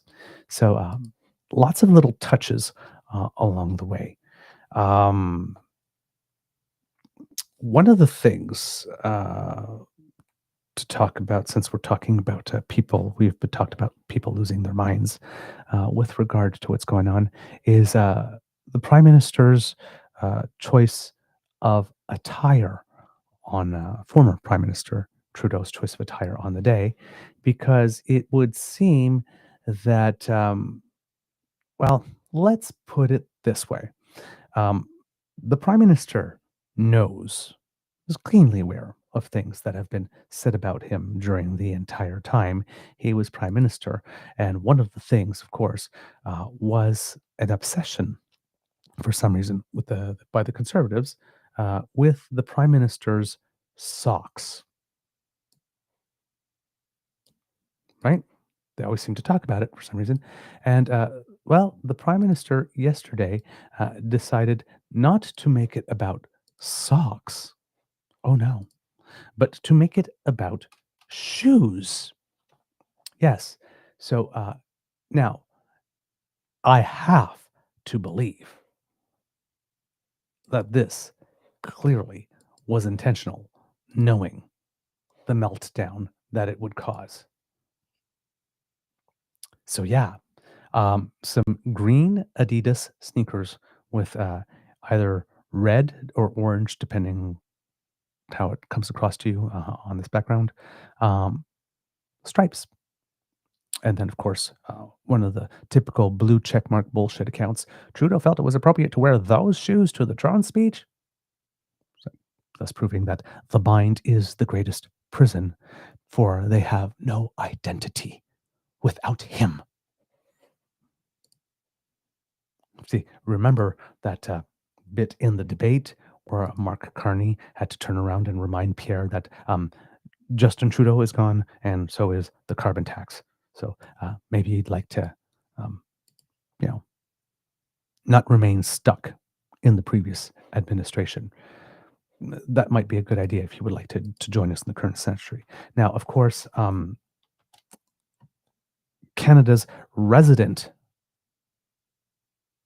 obsessed with Trudeau, can't let it go, Trudeau derangement syndrome columnist, Mr. Andrew Coyne, of course, still has not learned that you do not need to swing at every damn pitch. But Andrew just cannot help himself. So Andrew Coyne, again, What the hell kind of shoes does Trudeau have on?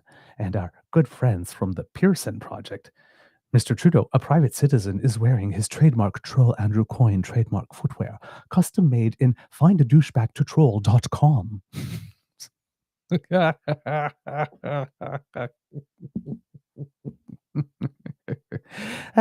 My take is that Mr. Coyne was pissed that Mr. Trudeau got to watch it from the Senate floor, and he still had to watch it from afar. Another person suggested that Mr. Coyne still hasn't gotten over the fact that Pierre Elliott Trudeau didn't marry his sister. Oh well. I don't know what it is with Justin Trudeau and Andrew Coyne, but Andrew Coyne just cannot smell him. he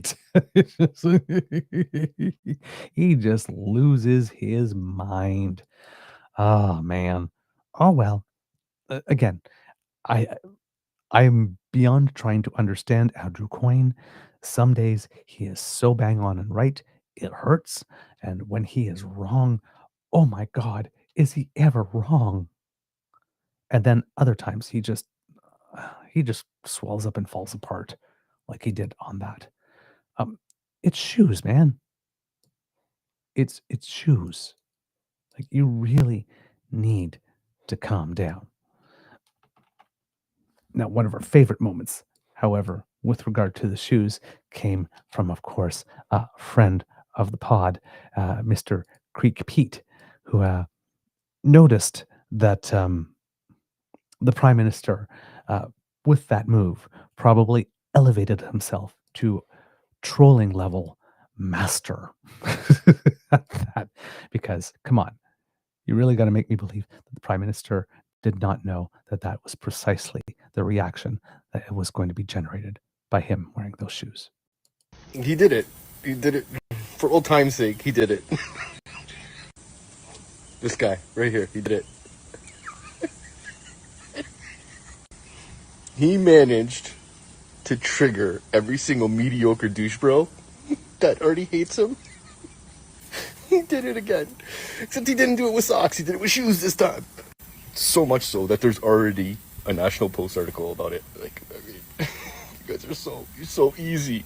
Every single blue check loser that hated Trudeau are losing their absolute brains about it. It's so funny.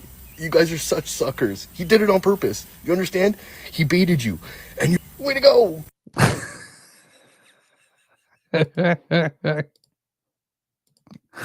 Oh man, I love that guy. It's just the way he laughs. Oh man, it gets me every time. So yeah, meltdown because of shoes. I mean, come on. Now, there was some actual serious business to take care of over here. The speech from the throne is a very important moment in a session of parliament because the government is laying out what its priorities are in broad strokes for the upcoming session. It's all the and it's read by the Governor General who's the representative of the Crown in Canada. Is when the Crown actually does come to Canada, when our sovereign actually does come to Canada to read it, it's even more of a monumentous occasion at that point. So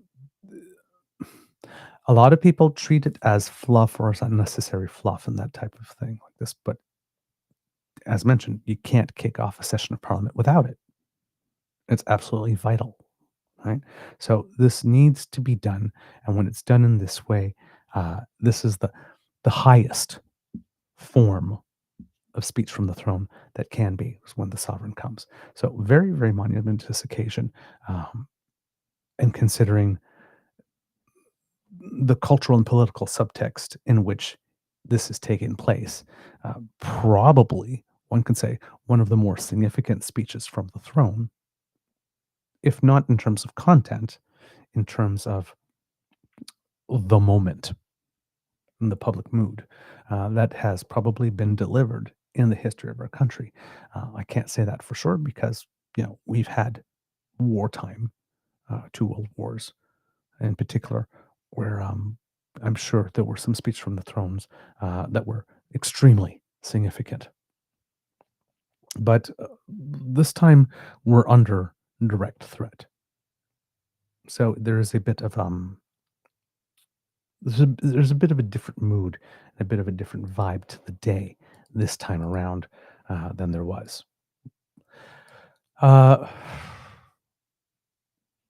so there was a whole bunch of ceremony. Because we had the Landau, we had the RCMP also helping with what was going on. You can, how to put it, when people are trying to show visually, particularly Americans who want us to be a alleged cherished bullshit 51st state, um, people wonder, well, what is the difference sometimes between Canada and the United States? Why is this a big deal? And it's moments like this where you actually see what it is. We have our own culture, we have our own traditions that make it such that we are distinctly different. Right? You're seeing it right now. Right? These are horses from the RCMP musical ride. Right? We have our Mounties, the Red Surge, leading the procession. This is one of the things that does make us Canada. It's completely different because you can see in the sub titles there where Rosemary Barton is saying, if you want to see something that makes us different, here's a pretty good image right now. Right? So all throughout this weekend, there were so many symbols of what it is to be Canadian, how it is that we are different, and little assertions of sovereignty right there all the time happening. Um, some of them, most of them, weren't in your face. Some of them was just us being us, right? When that happens, that's just us being us. Um, and some were surprisingly unsubtle, considering um, who is making the delivery. You would think that one of the things that we've been saying is that the portion of the speech that the king would be delivering that would include some words from themselves um, would have to be done in diplomatic language and very couched. And it was in a lot of instances, but even for that expectation, there were things said that were but as subtle as a sledgehammer to the forehead, which is very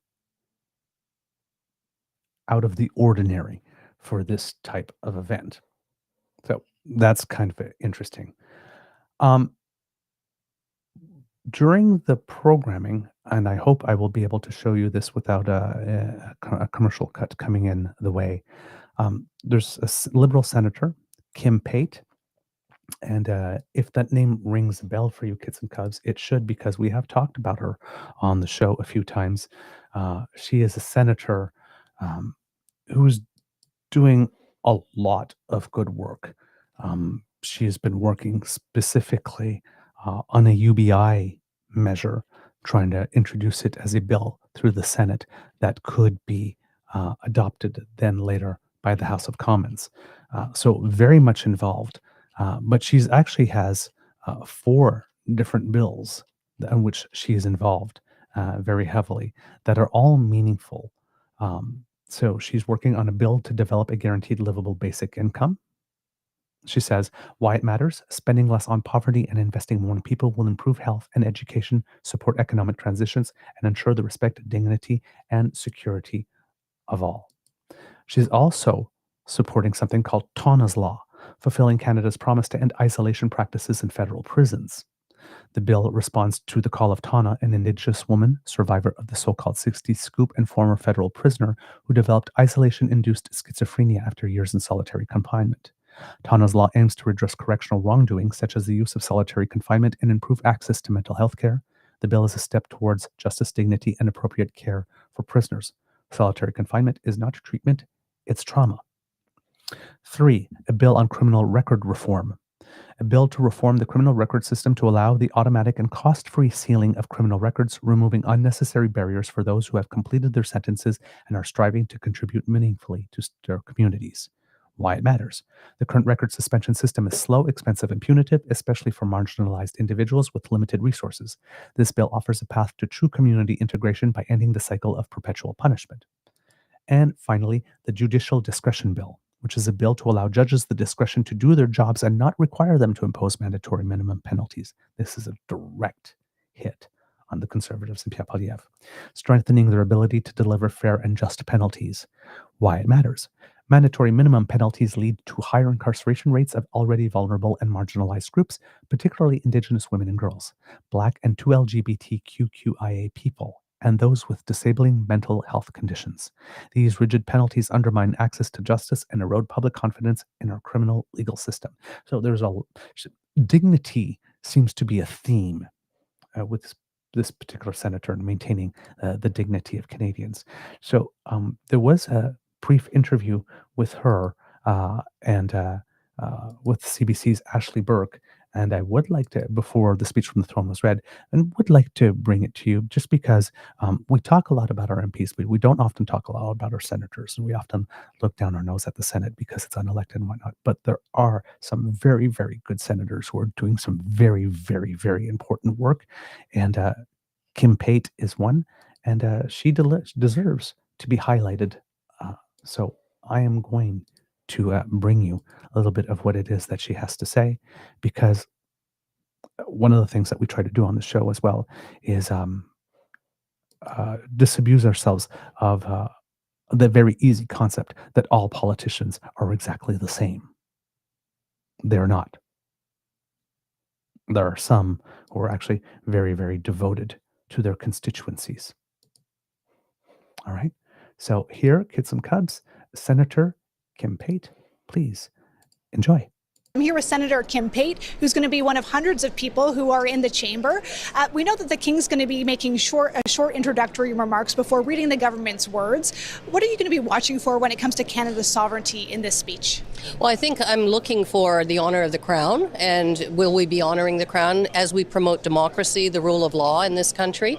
And as you said, sending the message to the South, clearly not only is Canada not for sale, but Canada uniquely is in a position where we want to lead internationally on ensuring democracy maintains a foothold in the world. And so I think that message globally will be important. Within Canada, I think bringing people together.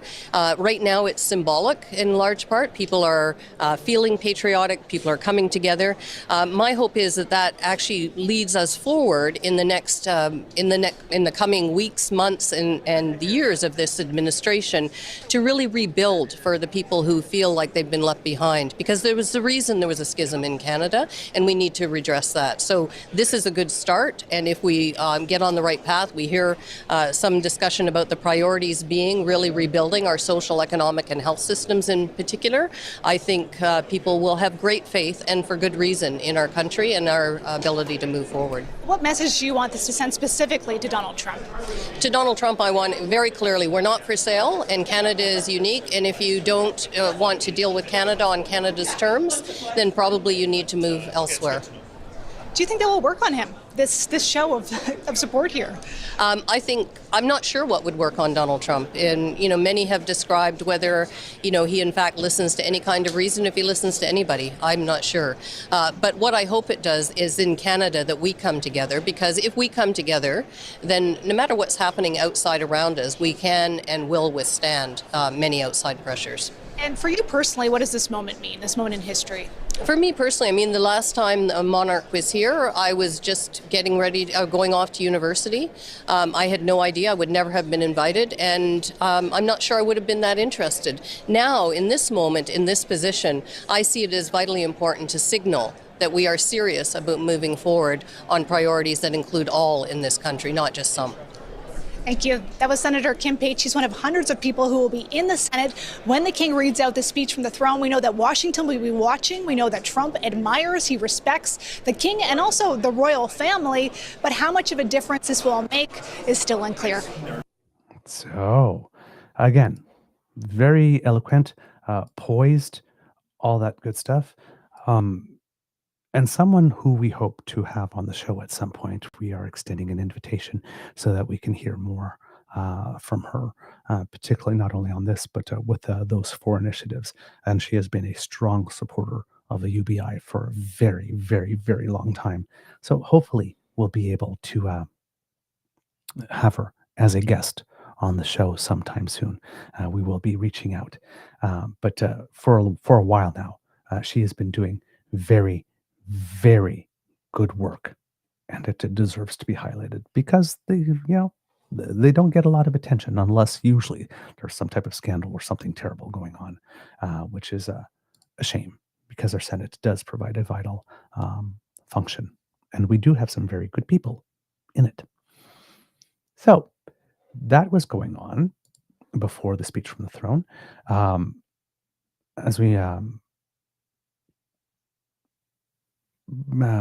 before it as well. So we had the Landau, and the King and Queen concert are there. There's the RCMP musical ride. Horses, there were 28 horses. In the image that we saw, they were all before, but often there are 14 in front and 14 behind in the procession. The Prime Minister then arrived. And there's a little platform. They stand, they play "O Canada" for him and all that kind of stuff. And in the crowd, if you were watching, there's a moment where the Prime Minister had his lips pursed and was like very serious. And you could hear in the back somebody yell, "We love you, Cardi!" And you saw him crack a smile. It was kind of a very, very interesting moment there. If you saw it. The king arrived, and again, more ceremony and things, inspecting the guard and that type of stuff. And of course, God Save the King was played for him. So I think, if I remember correctly, the order of things is that God Save the King was played first, and then he went down to do an inspection of the guard, and from that point on, after that, and when he does an inspection of the guard, he always takes some time to speak to people. So he did that, and then came back to the platform where they played "O Canada" for him then, and then he too entered the building where the speech from the throne would be read. So here you see the king and queen consort along with the governor general and her husband here in the Landau. With people line the crowd. You just saw Mark Carney there. It'd go by him. And right there, they are arriving in front of the Senate building where there's, again, plenty of RCMP officers waiting and all of that type of stuff. So, again, ritual, ceremony, pomp, pageantry, all of the things. Again, this is Canada, and this is Canada too. And if you don't like it, here's some more Canada, right?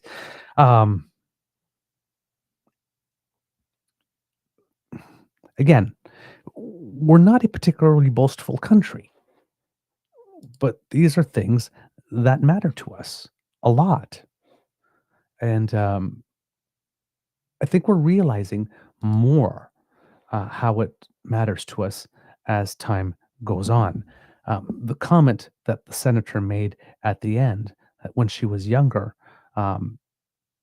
this was probably not something that would have held much interest for her in the first place. But today, oh, yeah, this is a little different. And it is. Now, the king and queen entered the building, and they were greeted by the Ottawa River Singers with an honor song. And again, I'm going to show you this clip because there's a mix of formality and informality at the same time.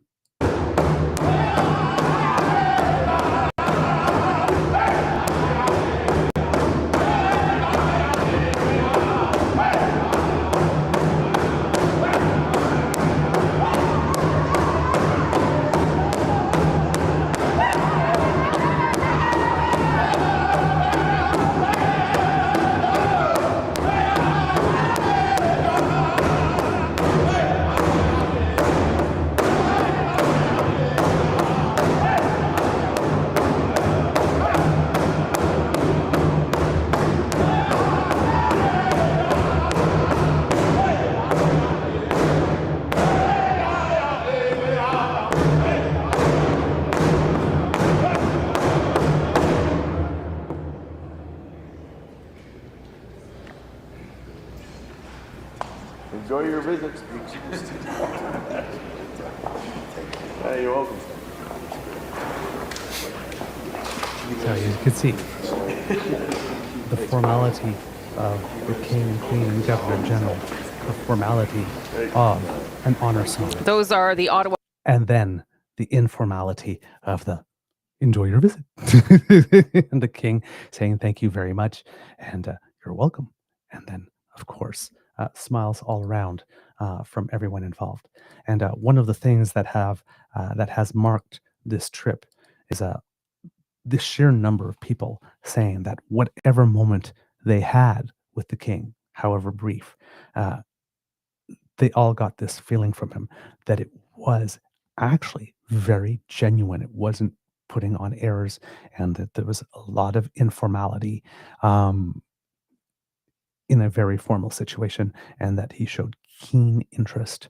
Now, of course, we have to be honest here. The king has a whole team to say, hey, today you're probably going to bump into these people and there's this historical thing and whatnot, so that he's abreast of it. He probably doesn't have it all in his mind. But still, when the operation is organized and such, to have all that information ready to give him to him, it's like, okay, you're going to run into these people. This is what you need to know. And then he's able to retain it and go and have that real connection. And that's happened all the way across, right? It's happened with people working for the King's Trust here in Canada, which is an organization that does a lot of good works, but a lot of the work that it does is to try to connect people, especially some younger Canadians, with employment. They've been working there, and they talked and they said, it's like, they're impressed with just how involved he is and how much he knows and how much he cares and all of that. And it seemed to be a common theme throughout anybody who's had an interaction. Anytime you heard an interview, you saw an interview with someone says, "Oh, you had a chance to talk to the king. What did you say?" And it seems to be a common theme. So this is an interesting dynamic because there's a lot of people in Canada, having grown up their entire lives with the Queen, just could not imagine another person in this role, and certainly not Charles, right? For various reasons. But it seems that now he's in the role. Now, it could be circumstance, but a lot of people are finding an appreciation for him now, which is a bit of an unexpected twist, to be totally honest. I'm sure one that is very welcome by the royal family.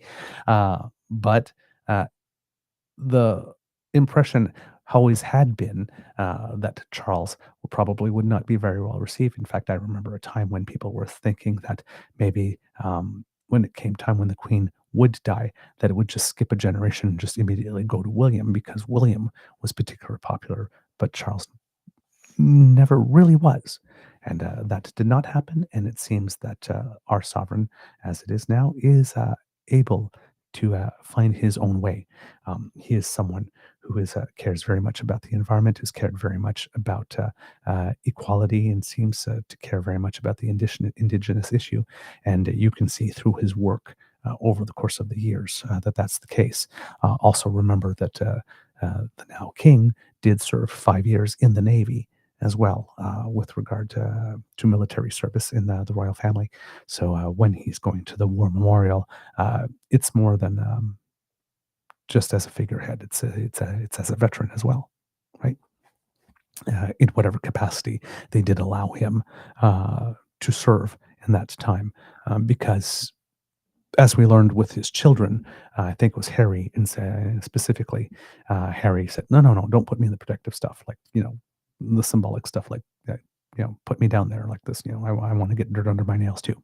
Um, so, not sure if he was unique that way, and probably not, because I mean, the Queen, if I remember correctly, was a mechanic, if I'm not mistaken, during the war. So, not. Not being afraid to get their hands dirty does not seem to be an element with that family specifically. I'm just going to look that up very quickly, if she was indeed a mechanic, because that's what I remember hearing. Yes, Queen Elizabeth II served as a trained mechanic during World War II as a member of the Auxiliary Territorial Service. She trained as a driver and a mechanic, even being promoted to junior commander. She was nicknamed Princess Auto Mechanic by the press. Wow, the things you learn. And here, just show you some images of the then Queen at work. What do you know? So yeah, service, the concept of service comes by this family, not only by title, but somewhat naturally. It seems that they are willing to get involved and roll up sleeves when the occasion calls for it. So again, good reception with the Ottawa River Singers. Also important to mention, since we're talking about it, that over the course of the previous weekend, that was also Ottawa Race Weekend, was also the 50 powwow in Ottawa. The Odawa Nation celebrated 50 years with their powwow, and they had invited the entire community to come to the Friendship Center on May 24th and 25th to celebrate that very momentous occasion. Because powwows, these ones at least, they're vibrant gatherings, but they are open to the overall and greater community. So everyone's invited to celebrate Indigenous culture, community, and resilience at this type of event. The theme of the event was 50 years of Odawa. So attendees would have experienced the heart of Indigenous traditions, from traditional dances to drumming to storytelling to live music, and a rich variety of authentic cuisine. Like I said, and people were invited from the broader community to experience Indigenous culture in a meaningful and inclusive way, and to connect with the community. So I'm guessing that this has been a very, very big week for the Ottawa River Singers, not only with the 50th anniversary of the powwow, but then singing the honor song for the king and a queen consort as they arrived. So again, all these little elements of symbolism that are very key to Canada, that are making a difference and that show the difference. Why it is that we might not want to be a 51st state, whether cherished or not. So then we get to more of the ceremony. Now, as we mentioned, there is the whole thing about the usher of the Black Rod, who comes and then knocks at the door. And there was a historical reason for that, and we had tried to explain it a little bit yesterday, and I didn't really have the full words for you to explain the tradition, but I do have it now for you. And it's something that was called, historically, if you look in British history, the reference to it would be the five members, as they would call it. And it was back in the 1600s in the UK, where there were five members of parliament that King Charles I attempted to arrest on the 4th of January 1642.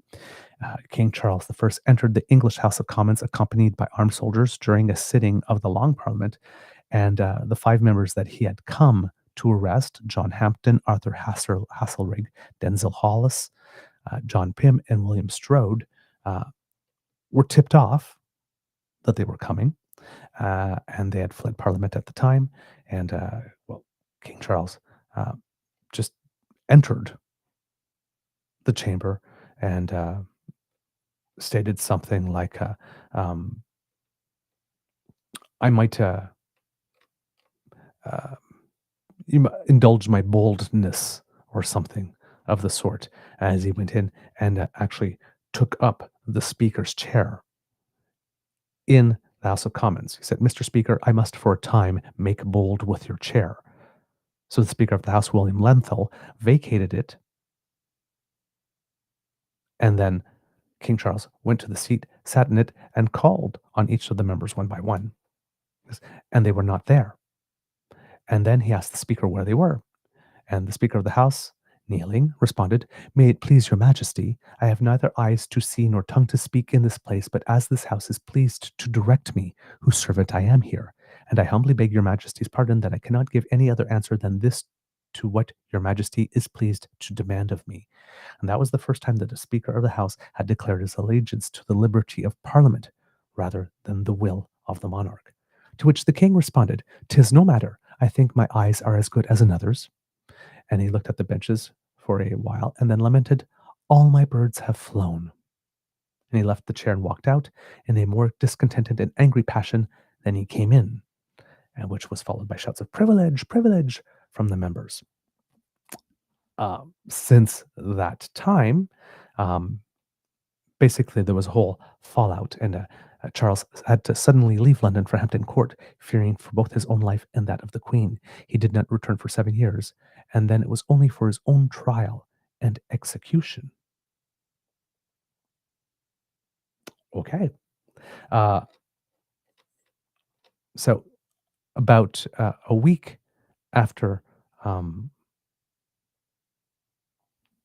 King Charles I left London, the House of Commons issued a lengthy public declaration denouncing Charles's intrusion as, quote, "a high breach of the rights and privileges of Parliament and inconsistent with the liberties and freedoms thereof."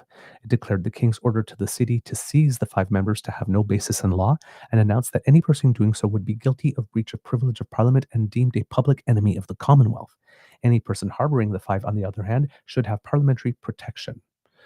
Parliament had already pressed the king to approve a militia bill effectively transferring control of the army from king to Parliament, and King Charles once again refused, protesting, quote, "By God, not for an hour. You have asked that of me which was never asked of any king." By March 1642, Parliament issued the bill on its own authority as the Militia Ordinance, pushing the country towards civil war. The commemoration of Charles's 1642 incursion to the Commons is now commemorated annually at the state opening of Parliament, an event which formally marks the beginning of each parliamentary session. The monarch takes the throne in the House of Lords and sends their messenger, Black Rod, to summon the members of the House of Commons to attend. At Black Rod's approach, the doors to the chamber are slammed in the messenger's face, symbolizing the rights and independence of the Commons. Then the Black Rod bangs forcefully 3 times with the end of the ceremonial staff on the closed door, which are then opened. The Black Rod's presence is announced. Black Rod then enters and conveys the monarch's command that this honorable house attend upon his or her majesty immediately in the House of Peers. So that's what happens. So when you see that moment in Parliament where the usher of the Black Rod comes to the door and knocks on it and makes the announcement, that is the whole history behind it. So here we have that moment for you, kids and cubs. The usher has arrived at the House of Commons. Here's Greg Peters, the usher of the Black Rod, arriving now. We're going to go to that moment inside the House of Commons, or outside the doors of the House of Commons.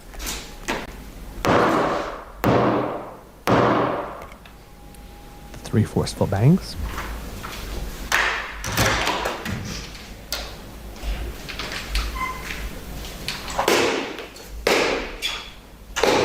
There's a second set of doors that are knocked on from the inside. Then those doors are opened. And then the usher of the black rod tips his cap. A message from His Majesty, the King of Canada. Un message de Sa Majesté, le Roi du Canada. So, the usher of the black rod then announces that he has a message to bring that has to travel the length of the floor of the House. Then the speaker has to give authority for the usher of the black rod to come in to deliver that message. So that's what this pause here is for when you're watching the screen. Meanwhile, you got the side-by-side of what's going on in the red chamber there. You hear the bells ringing in Parliament there. You see King Charles having individual audiences with people. The people that you see with the red tunics and the sort of white fur, those are the justices of the Supreme Court who are there as well on the floor of the Senate, waiting for the speech from the throne to be read. Here you see the king shaking hands with Mila Mulroney, and there you see Prime Minister Justin Trudeau with Margaret Trudeau, his mother, who's very, very familiar with the king. On the other side here in the House of Commons, you see Okay, on the right of your screen there, you can the see mace. the king speaking with Mila Mulroney, and beside her is Margaret Trudeau, who's accompanying her son, the former Prime Minister Justin Trudeau, who knows, of course, the king well. Oh, there you see. Big embrace from Margaret Trudeau. Just pause there. So on the left here, you see the mace. The mace absolutely has to be in the room. Absolutely has to be in the room for a session of Parliament to be considered valid. And on the left of your screen, the traditional part of the ceremony where the usher of the black rod is being allowed into the House of Commons, on the floor of the House of Commons, as the messenger of the sovereign here, to deliver the message that he has been asked to deliver, that the MPs come to the Red Chamber for the throne speech, as the King on the right of your screen speaks with former Conservative Prime Minister Stephen Harper.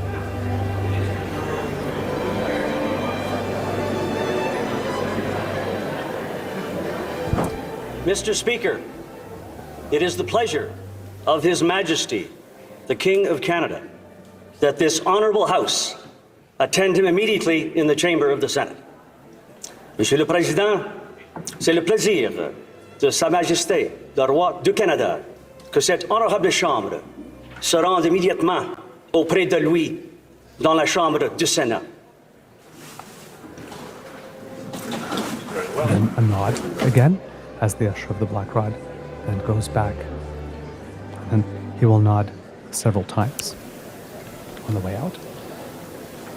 And then Okay, and that is the message delivered now by the usher of the black rod, who will make his way now back to the Red Chamber, where you can see the king is busy meeting and greeting various former politicians, the Premier of New Brunswick there in the red, the Premier of Manitoba, Wab Kinew, who was speaking with David just last night. And there you see on the left, the procession starts. I think that's Anthony Rota behind Wab Kinew. If I'm not mistaken there, is that him peeking over? I can't quite tell. Yeah, It looks like I think the former it is. Speaker of I the think House of it is, Commons. yeah. And you can see Ranj Pillay, the Premier of Yukon, for Up on the another little while. on the fallback. A couple more weeks yet before the new leader is chosen there, as he has announced that he will not be seeking re-election and will be leaving public life to go into. He's even talked about working with the Canadian Armed Forces in some capacity after he leaves the First Minister's table, Rosie. So there you go. So now you see the procession, the MPs leaving the chamber, the House of Commons, to be able to make their way to the Senate to hear the speech from the throne. So again, lots of ceremony. Get all of these little assertions of sovereignty throughout the day. So if there are people watching from other places down south of us, for example, maybe they are getting the picture here. Maybe. There's a little evidence that maybe they didn't. We'll bring that a little later in the show. So before the speech from the throne itself started on the floor, Prime Minister Carney actually spoke with the king for about 6 minutes prior to the ceremony starting, which is very rare to have that much time in that particular context, but it did. So then the Speaker of the House led everybody to the chamber itself. And we're not going to play the entire speech from the throne for you today, kids and cubs. But what we are going to do is definitely highlight the part from the speech from the throne where it seems most likely that the words that were being spoken were the sovereign's own words here. The reason why we won't show it to you all is because, well, one, we're already 2 hours into the show. Number one. Number two, a lot of the speech of the throne is what I read to you the other day that was in the mandate letter that the Prime Minister wrote to all of his cabinet. So I'm going to bring you the elements that are not particularly related to that in this particular speech. And what you're going to see here is that the king, even though he is the sovereign of many nations and needs to balance many interests, and even though he is here at the request of the Prime Minister for a specific purpose, which is an assertion of sovereignty, still has obligations, right? It's not like he can sit there in the throne and say, "Hey, Trump, eat my shorts," or "eat my royal shorts." In this case, it has to be, and what people suspected is that it has to be very what one would typically expect from royal language.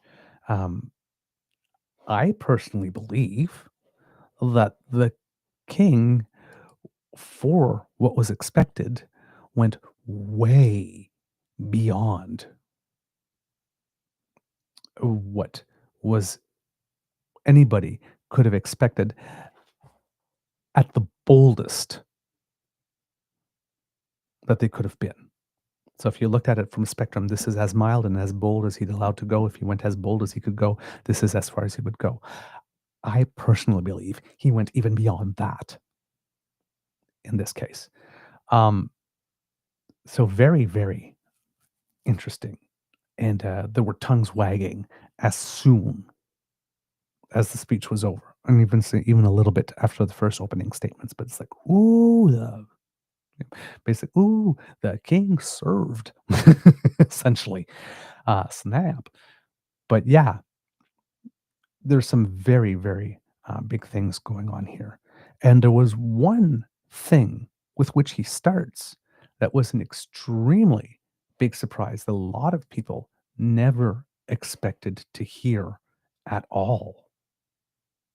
And it was quite a surprise. And I, for one, am very, very glad it happened. So here we are now. We were dealing with the CBC feed, and now we're dealing with the CPAC feed here. This is the usher of the Black Rod, who is now entering the Senate floor to start the proceedings.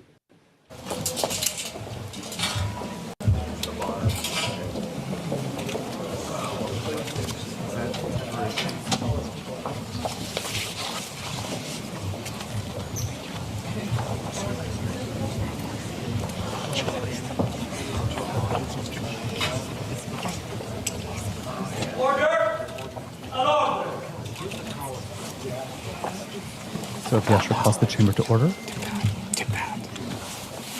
as you can see, all the MPs are not on the floor itself. May it please your majesty. The House of Commons has elected me their speaker, though I am but little able to fulfill the important duties thus assigned to me. If in the performance of those duties I should at any time fall into error, I pray that the fault may be imputed to me and not to the House of Commons, whose servant I am. and who, through me, the better to enable them to discharge their duty to their king and country, humbly claim all their undoubted rights and privileges, especially that they may have freedom of speech in their debates, access to your Majesty's person at all seasonable times, and that their proceedings may receive from your Majesty the most favorable construction.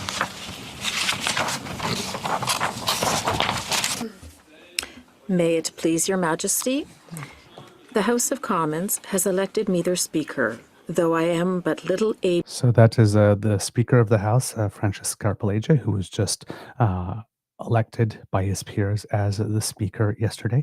He's just repeating it in French there, but one of his first official functions. Great time to be named Speaker, where you get to actually deliver a message to the King. You'll see to his right is Steve McKinnon, the House Leader, and then to his left, the really tall man, Mark Gerritsen, who is now the House Whip.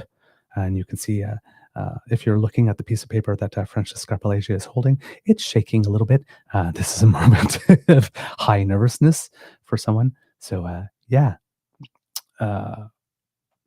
just a moment that a lot of people, as Speaker, don't get to have.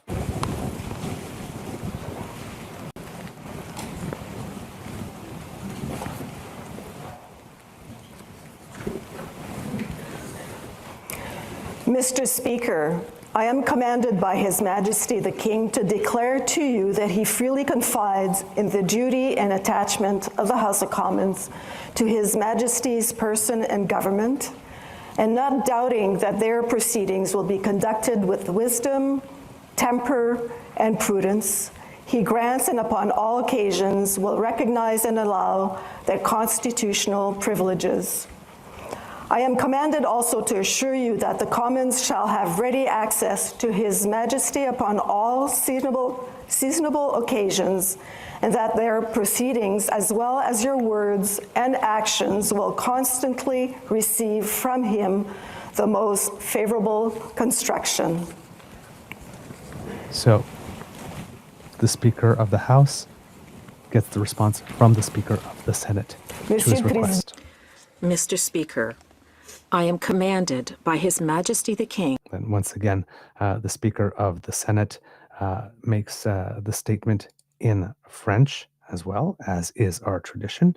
And then after that is done, basically that's when the sovereign takes over to deliver the speech from the throne.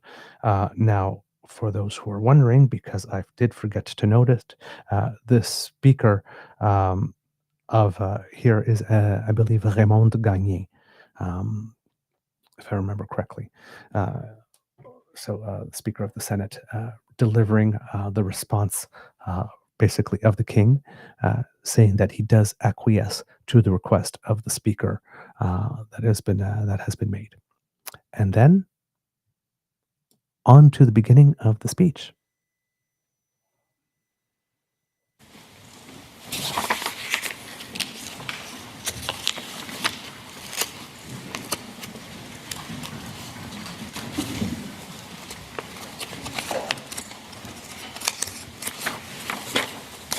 Honourable Senators, members of the House of Commons, it is with a deep sense of pride and pleasure that my wife and I join you here today as we witness Canadians coming together in a renewed sense of national pride, unity, and hope.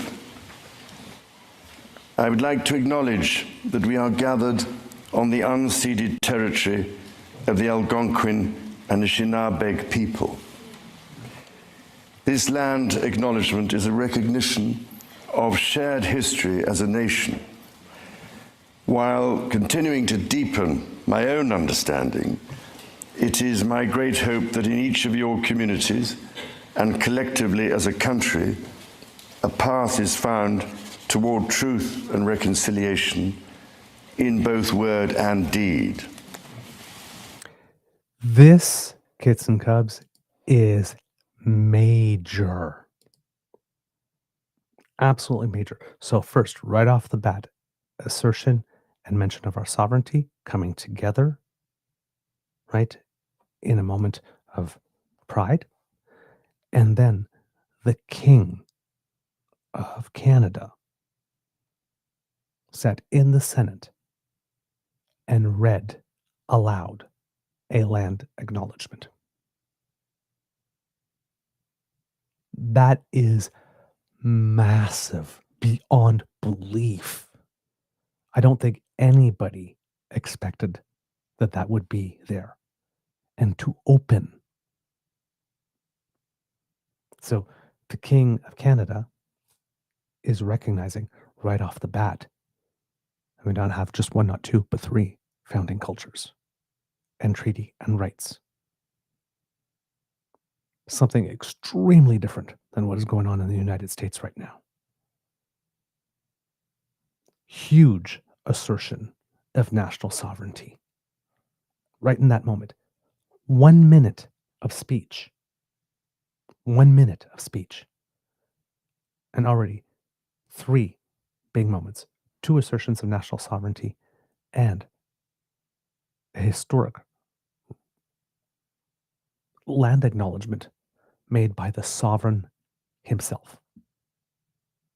There are no words to explain how big this is. It's seismic in this realm. That's how we started. The king did not come here to play kits and cubs. This is my 20th visit to Canada, spread over the course of more than half a century, and my first as sovereign.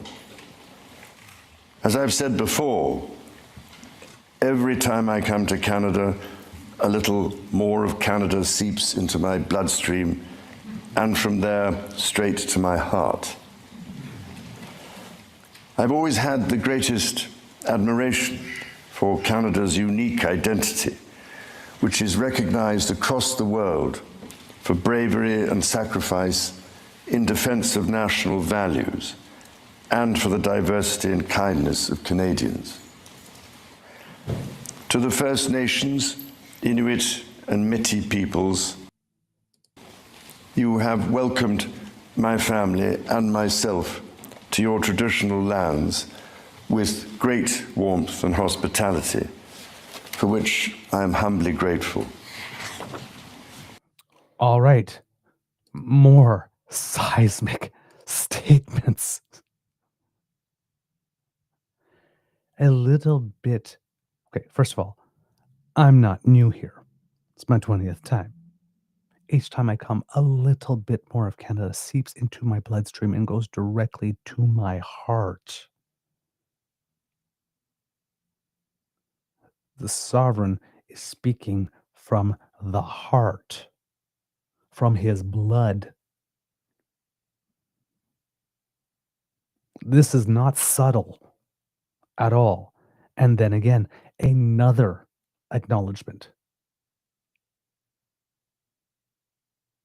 of First Nations, Inuit, and Métis people and cultures and history. 2 minutes and 3 seconds. We're at 2 minutes and 3 seconds in the speech. The economy of words in making these statements make the statements all the more powerful and unambiguous. This is massive, massive, massive. Let's carry on. This year, we mark the 80th anniversary of VE Day and VJ Day. On Juno Beach, at Dieppe, on the Somme, at Beaumont-Hamel, at Ypres, and on Vimy Ridge. At those places and many others, forever etched into our memories, Canadians fought and died alongside our closest allies. So, followed by an acknowledgement of our military valor and military legacy, not only as a nation, but also as in service to the crown.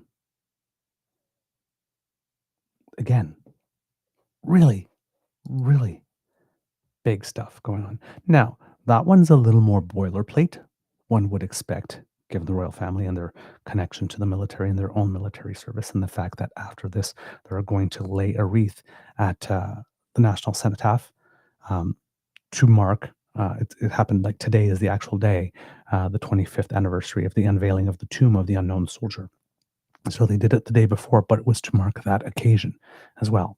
So again, some very, very key words. Now, so we've talked about the attachment to Canada. We've talked about, we've had a land acknowledgement. We've talked about our past military valor, how it stands distinct.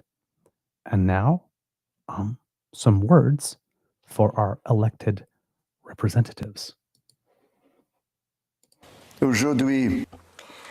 Today, I see representatives from every part of Canada, from St. John's, Newfoundland and Labrador, to Victoria, British Columbia, and Arviat in Nunavut.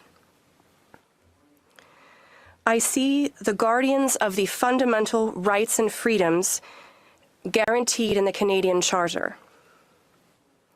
And as King, I thank you for your service to your fellow Canadians across the length and breadth of this vast and great nation. So, there, not sure if those were all his words or some of those words were those that were written for him.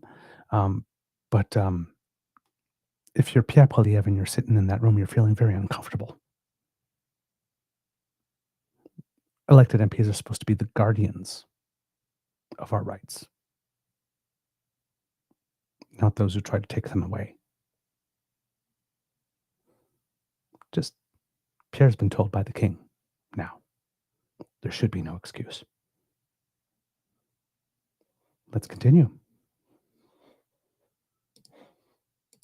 You speak for your communities, representing an incredible richness of cultures, languages, and perspectives. We owe it to this generation and those who succeed us to think and act for the greater good of all. While the world faces unprecedented challenges, generating uncertainties across the continents with regards to peace and stability, economics and climate change, your communities have the skills and determination to bring a wealth of solutions. En encourageant la collaboration. By fostering collaboration and engaging in respectful, constructive debates, you will ensure this government is capable of bold and fair action to support Canadians. It has been nearly 70 years since the Sovereign first opened Parliament. In the time since, Canada has dramatically changed, repatriating its constitution, achieving full independence, and witnessing immense growth. Canada has embraced its British, French, and Indigenous roots and become a bold, ambitious, innovative country that is bilingual, truly multicultural, and committed to reconciliation. The Crown has for so long been a symbol of unity for Canada. It also represents stability and continuity from the past to the present. As it should, it stands proudly as a symbol of Canada today in all her richness and dynamism. So there you have again statements from the Sovereign continued about the duty of an elected representative, and then just a quick from past to present, while again inserting the royal family into that past and present. So again, a lot of marking of sovereignty yet again. Let's continue for a little bit here.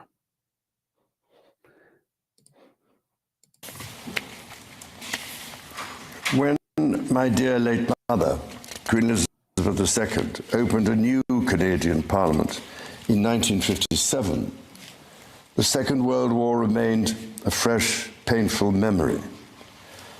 The Cold War was intensifying. Freedom and democracy were under threat.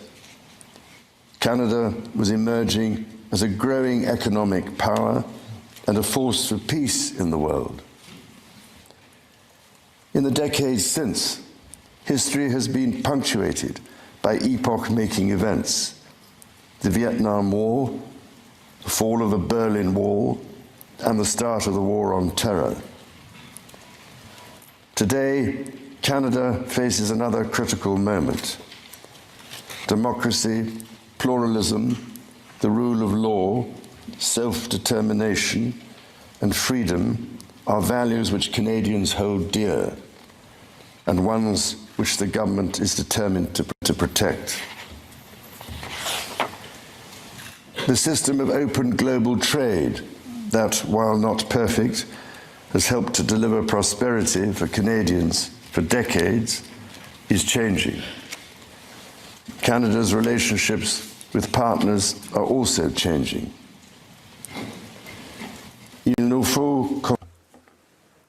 We must be clear-eyed. The world is more dangerous and uncertain place than at any point since the Second World War. Canada is facing challenges that are unprecedented in our lifetimes. Many Canadians are feeling anxious and worried about the drastically changing world around them. Fundamental change is always unsettling. Yet this moment is also an incredible opportunity, an opportunity for renewal, an opportunity to think big and to act bigger, an opportunity for Canada to embark on the largest transformation of its economy since the Second World War. A confident Canada, which has welcomed new Canadians, including from some of the most tragic global conflict zones, can seize this opportunity by recognizing that all Canadians can give themselves far more than any foreign power on any continent can ever take away.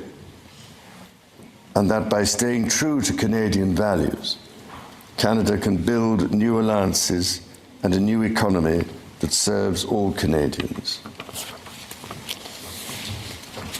All right. So now you can tell that we are getting into the portion that has been written, right? Because Canada can give itself so much more than any other nation can take away is definitely a line that we've heard from Mark Carney's lips. So, but in these final bits here, looking at us from past to present, talking about change and opportunity, and making it clear that in this changing world, Canada is not only ready to be a passive observer, but is ready to take charge and lead, play a leadership role. The sovereign continues through the speech, talking about matters from the platform, such as affordability, all the promises that were made in there. So affordability, cost of living, internal trade, reorienting trade, those types of things. How would I say? There was a little bit of news in that announcement, not in that announcement, but in that portion, stating that they hope to be able to change the approval process from something that will take 5 years. It will take 2 years instead of 5 years. Now, whether or not opposition parties are going to allow that to happen will be a question. It seems like a very ambitious goal. It really does. And there's a lot of talk out there, chatters, that Prime Minister Carney is going to realize, is going to have a rather rude awakening when he realizes how slow government actually moves. We'll see about that. We'll see about that. But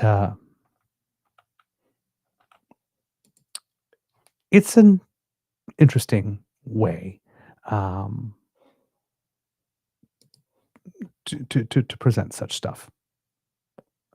Then he goes on to talk about defense and public safety, talks about Canadian identity, and in that section talks a lot about, there was some jokes about why do we need a parliamentary secretary for nature. In that section, talks about a couple of things that kind of indicate, oh, okay, maybe this would be why. He talks about fiscal discipline and productivity, and near the end of the speech, comes back to talking about his mother and the connection of Canada to the royal family. And this is where something is said. Again, I don't know if he ended it with some personal note or whether this was written for him specifically.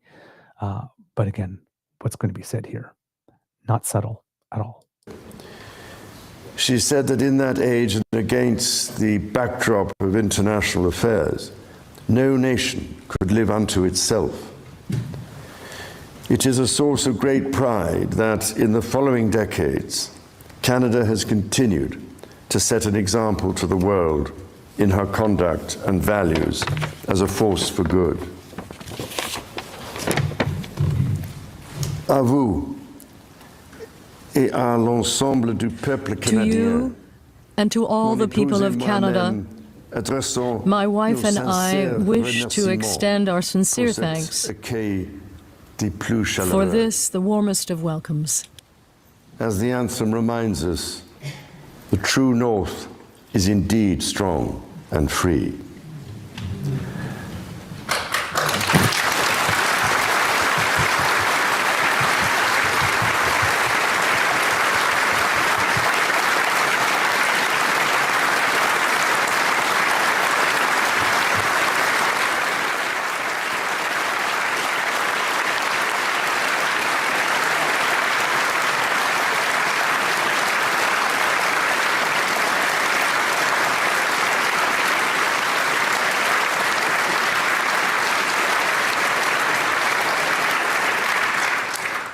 The true North is indeed strong and free.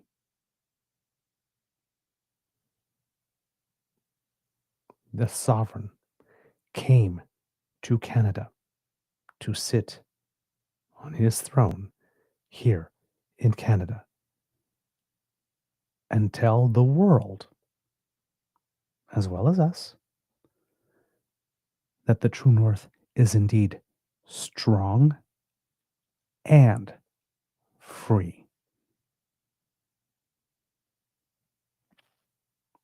That's about as subtle as a sledgehammer to the forehead in this realm.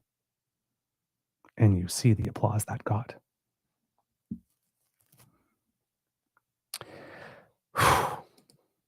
All right, let's finish it off. Members of the House of Commons, you will be asked to appropriate the funds to carry out the services and expenditures authorised by Parliament. May you honour the profound trust bestowed upon you by Canadians. And may God bless and guide you in all your duties.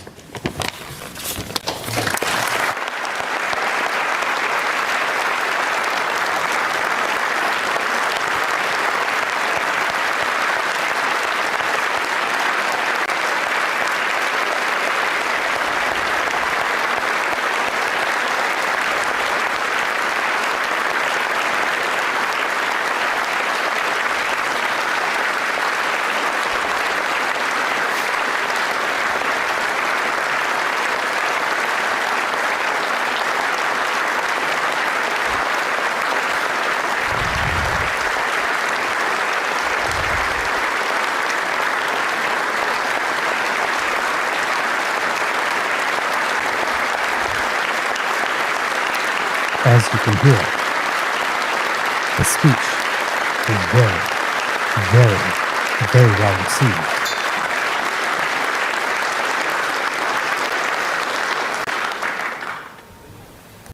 And that concludes the ceremony. Now, in the images, you saw a gentleman come and take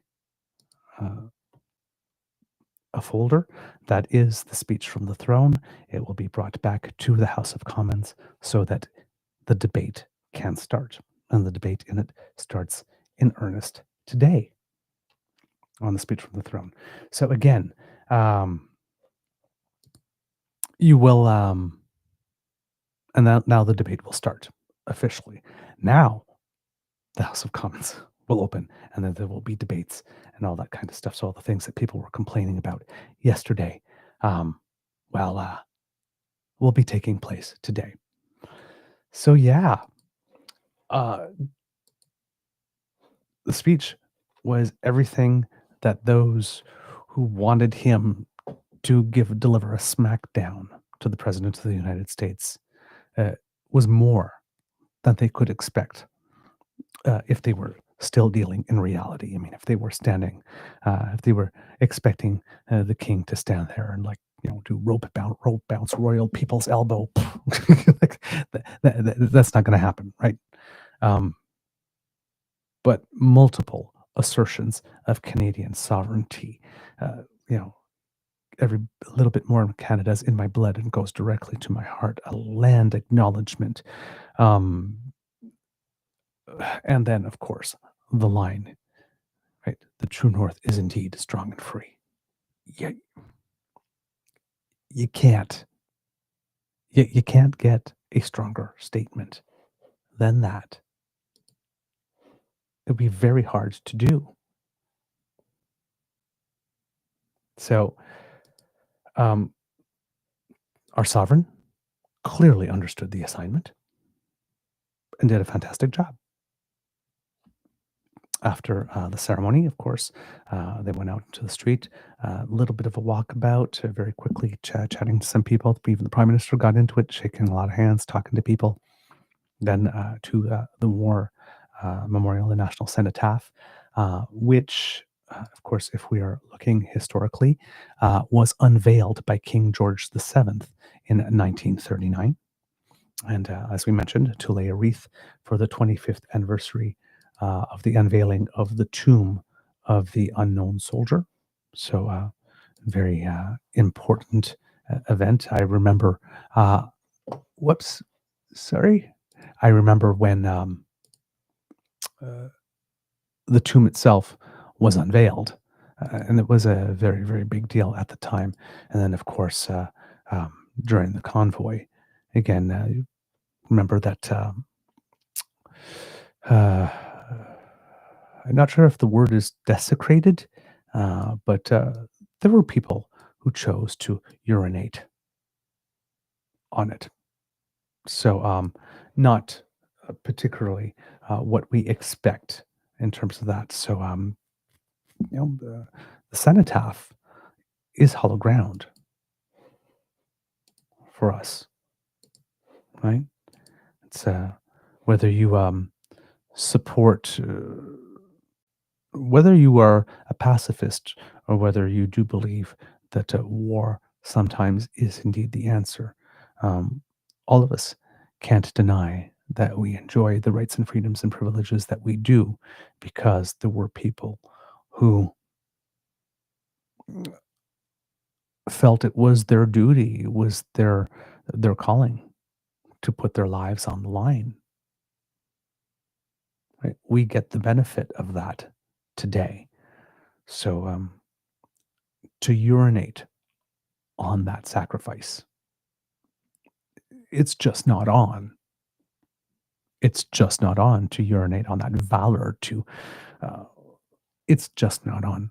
So to be able to mark this at this particular occasion is also extremely important and very symbolic and meaningful. Here you see the king on in the images here on the walkabout, just talking to a lot of people. Right, it's like again, this, it seems that this is the part of the job, along with planting trees and stuff, that he really does genuinely love. Everybody is always, like I said, impressed by his seeming sincerity and attention, and just how pleasant he is.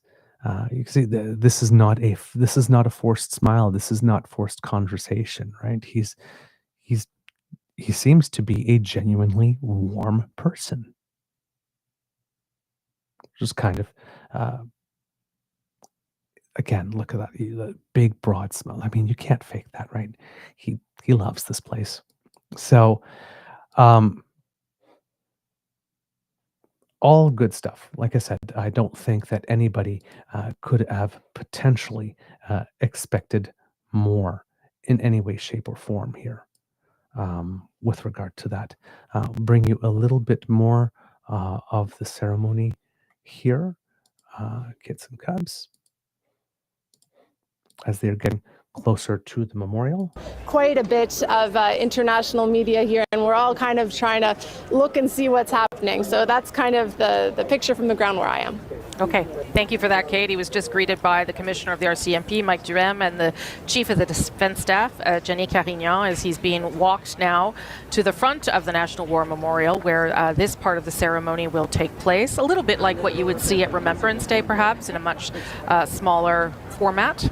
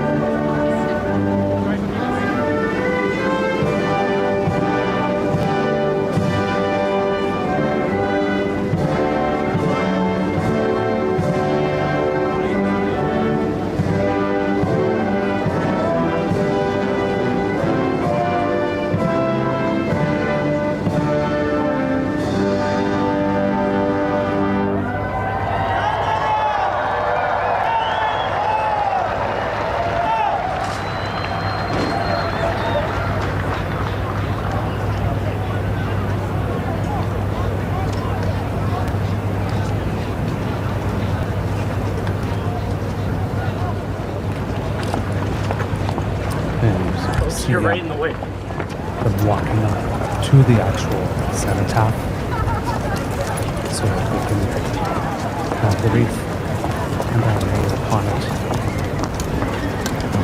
Again, raucous cheers from the crowd. Throughout the weekend, whenever he was present, there were crowds erupting into spontaneous "O Canada" and "God Save the King."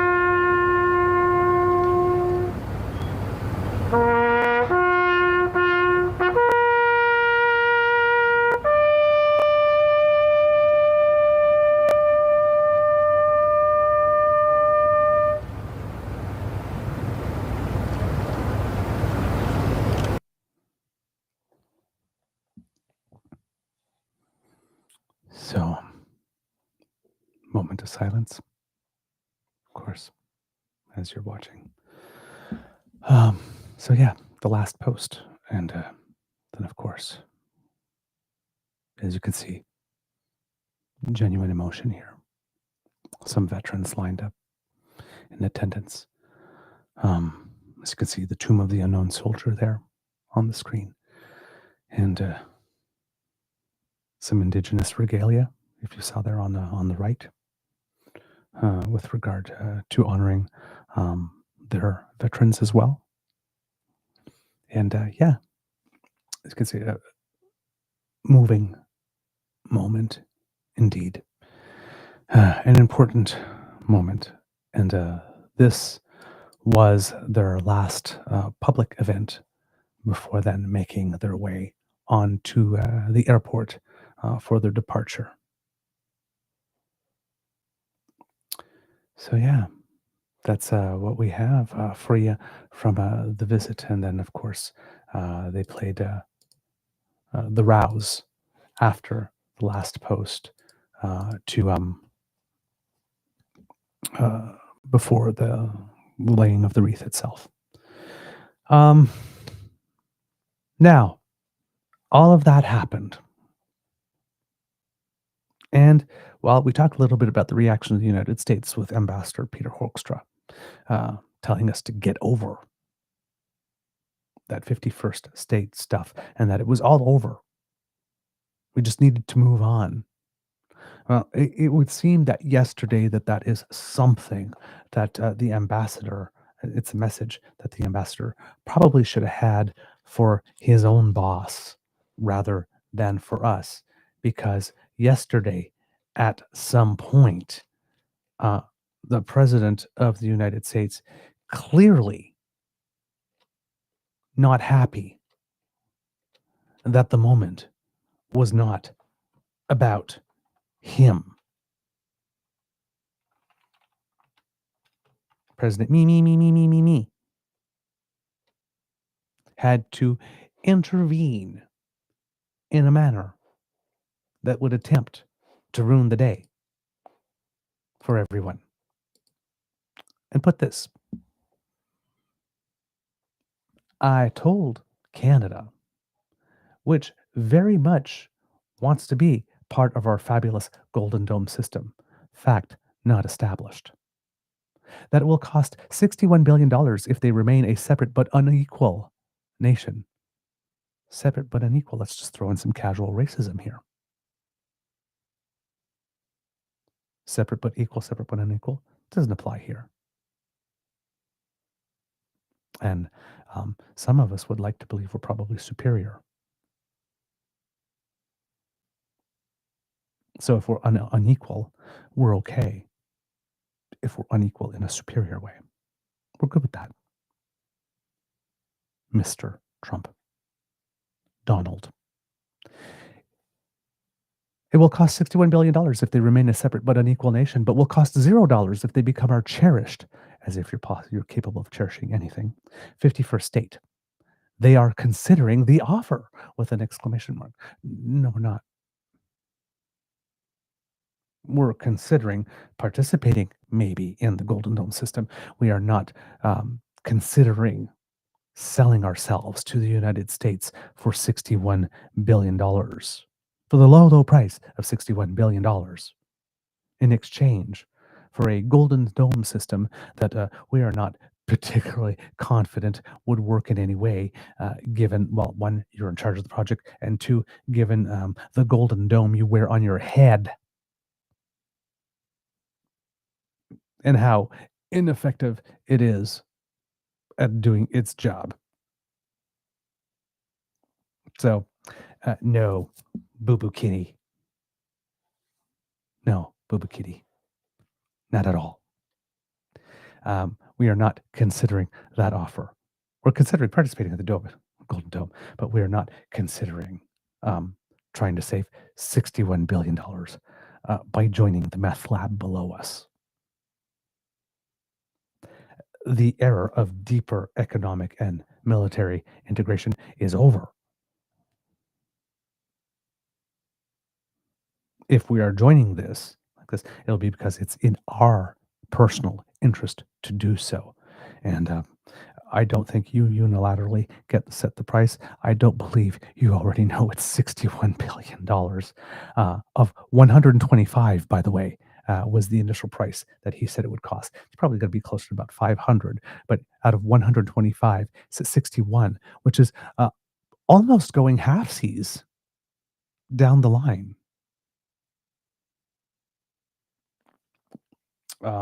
Yeah. Again, someone wants to make it all about him, and it's not. So, but clearly, talk of 51st state is not over, Ambassador. So, as we mentioned yesterday, y'all can go just fornicate with yourself and find the experience as pleasant as your boss intended to be when he tweeted that. Okay? Okay. Hope we're clear. Yeah. Every moment. He could not tolerate the moment not being about him. It's like, got the Americans going, hey, bow down and kiss the ring of our king. Not the Americans, the Retrumplicans saying that. And Canada's like, oh, yeah, eh? Like, we see your king, your wannabe one, and we raise you a real one. Yeah, fucking jerkwads. So put that in your pipe and stoke it, eh? I'm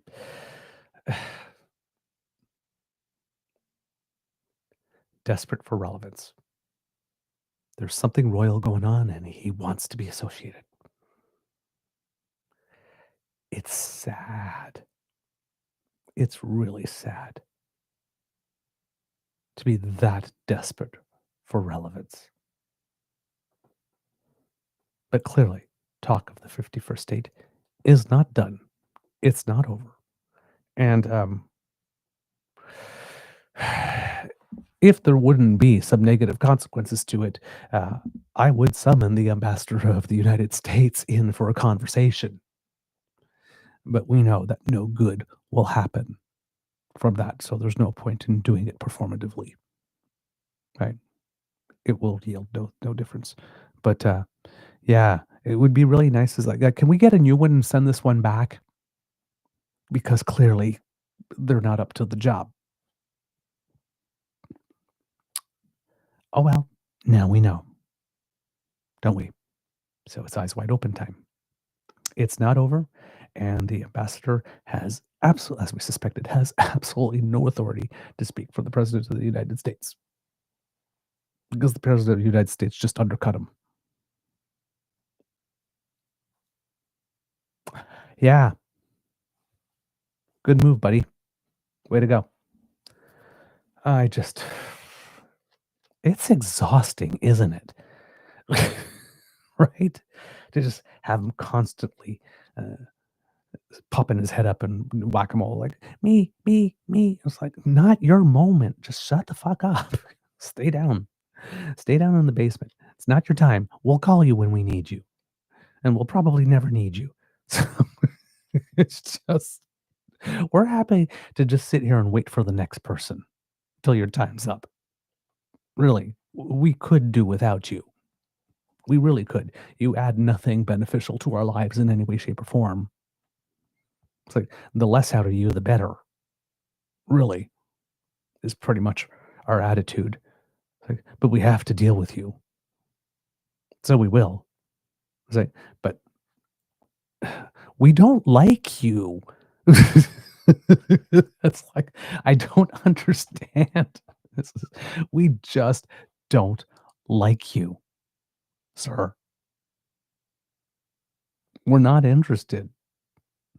And trust me, if we were to sell ourselves, it would be for way more than $61 billion. Well, I mean, unless it's a conservative government. If it's a conservative government, they'd sell us off at fire sale prices. I mean, right? There's nothing about Canada if it's not nailed down that they won't sell. But if you got a progressive government, yeah, we're not going for $61 billion, buddy. And the promise of a defense system that might work, depending on how you feel on any given day. Because I'm sure after we pay that $61 billion and join, the United States as a cherished 51st state, probably more protectorate or territory that doesn't even get to vote, would be more like it. But the terms of any deal you write are worthless. We learned that with Kuzma, or NAFTA 2, as I prefer to call it. We learned that. Come on, man. Are you kidding? We're not buying. We see you. It's just so sad. It's just so sad. He's got a whole world to play in, but he absolutely has to be relevant here. Of course, he was being smacked down in public for the whole world to see. So, of course, he had to then pop up and try to piss on everything and mark territory again after the king marked territory, which just goes to prove that the civilly adjudicated rapist just does not understand that no means no and never will. Oh, well, what can you say? Oh, my God. It's just exhausting. Oh, man. All right. Well, kids and cubs, I think we have a show, don't you? That's this episode of the Daily Beaver Morning Show. I hope that you loved listening to us because we love making this for you. Please tell your kids please tell your peeps and poops all about us. I was going to say your own kids and cubs, which I'm sure you all also all have, but peeps and poops. And I'm seeing a little thing here from a Miss Shadika talking about Mateo being quite bossy. King Mateo is quite bossy. I feel like it's a trap. Please give him our love. And to Rain and Jazzy, and of course, all of the family. We love them all.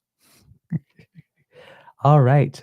Looking to see if there's anything else in the chat going on here from you, because I am definitely a little. The chats are saying 9:26 in the morning, so that's where I'm a little behind. It's hard to do the production and keep up with the chats at the same time, but. I always read everything that you have to say when the show is done, kids and cubs. So trust me, I'm definitely abreast of your thoughts. Like I said, it's the end of the show. We hope that you love listening to us because we like making this for you. Remember, sharing is caring, and word of mouth is priceless. So please, as we said, tell your peeps and poops all about us. Now, if you would like to make sure that you do not miss an episode at all, because you're a busy beaver and you're a busy grizzly of your own, and you're living life and making the world a better place and all that good stuff. Well, hey, bring us with you when you're out being busy. We're portable. Put us in your ears. The ear only version of our podcast can be yours if you scan this QR code made available by the Ray Girl, or if you're listening to North Eager Beaver. podpage.com/the True North Eager Beaver with a hyphen between each one of those words. And that will bring you to our pod page. And when you click subscribe there, when we have something fresh off the bandwidth, zip, it comes directly to you. No fuss, no muss, boom. And if you would like to help us in other ways by, for example, being a more involved member of the best damn fam in all of podcasting, then how about joining our YouTube page, True North Eager Beaver Media? Surf on down, where Kits, Cassie, and Elaine will definitely be welcoming you and guiding you to our subscribe, like, and share buttons and inviting you to smash. Remember, if you're listening now, if you smash now, you don't have to remember to do it before you leave. So like, share, subscribe, smash with our buttons. It makes us happy when you do. And it does help us with the algorithm. That also makes us happy. So it's like double happiness. You can't go wrong. Come and smash. We won't judge. In fact, we encourage it.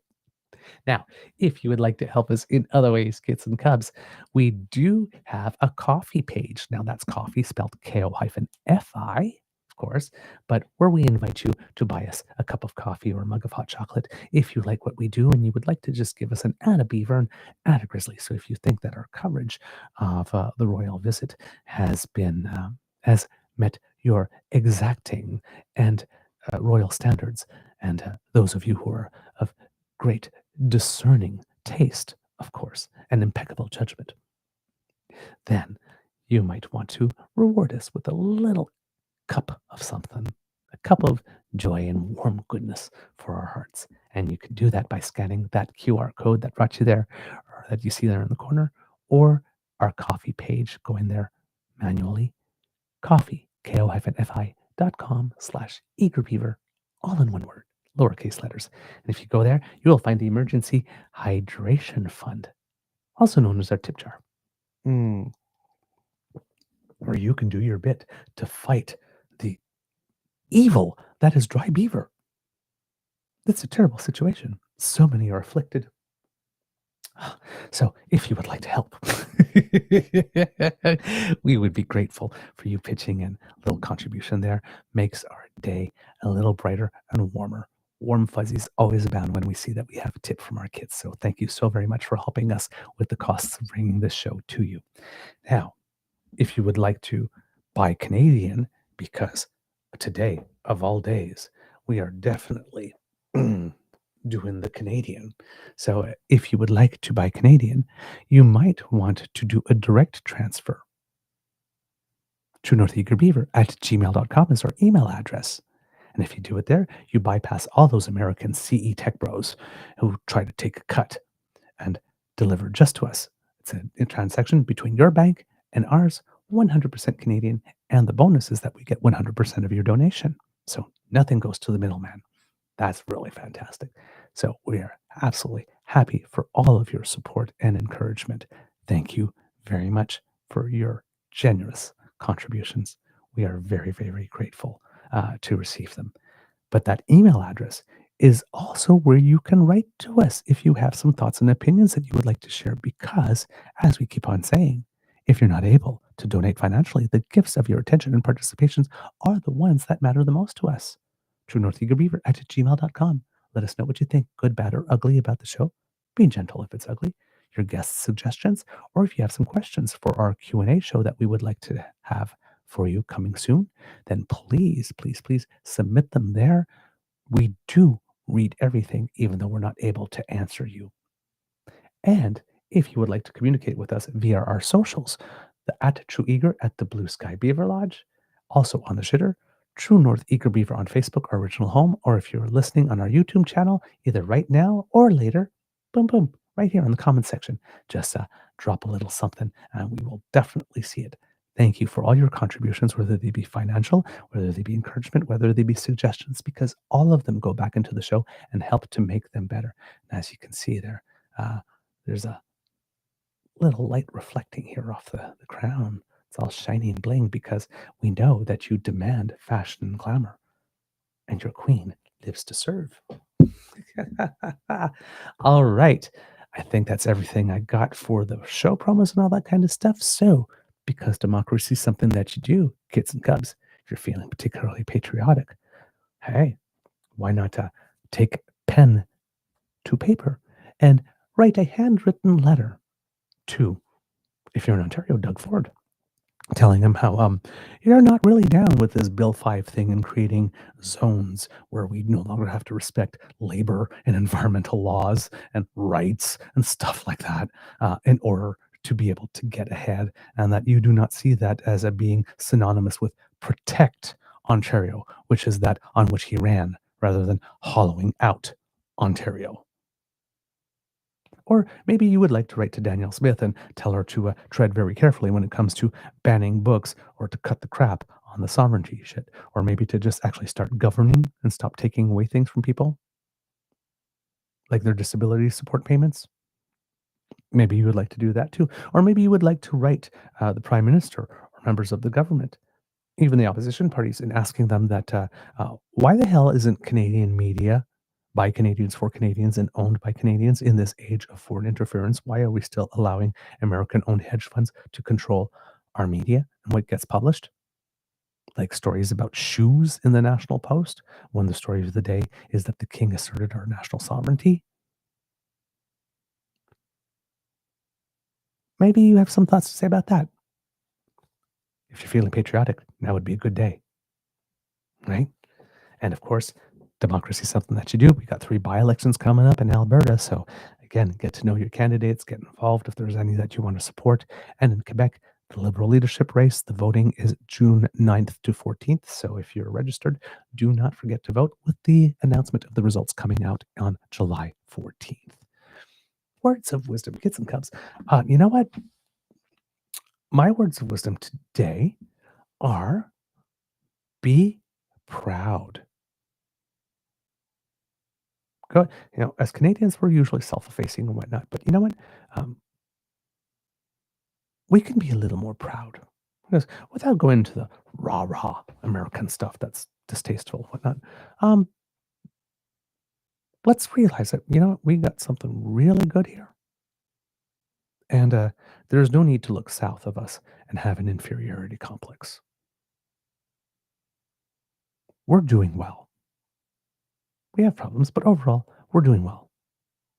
And we seem to have a team that wants to actually handle problems rather than perpetuate them or make them grow or use them to divide people. So maybe we'll actually make some progress on them over the next few years. And that, too, is something of which to be proud. While other nations are taking steps backwards, we are continuing our march forward because we are very clear-eyed and know what we want for our nation and know where we're going. Plus, you're Canadian. You're one of the coolest people on the earth. So, be cool and a little proud. All right. That's all I've got for you today, kits and cubs. Remember, it could be a tough world out there, so please be kind to and gentle with yourselves. And now, audience participation, kids and cubs, if you will, please, on the count of 3, Mr. Beaver, cue the cock in 1, 2, 3. Whoa, wow. Ooh, damn. You in the back row to the right. Damn. You got some lungs. I hurt you.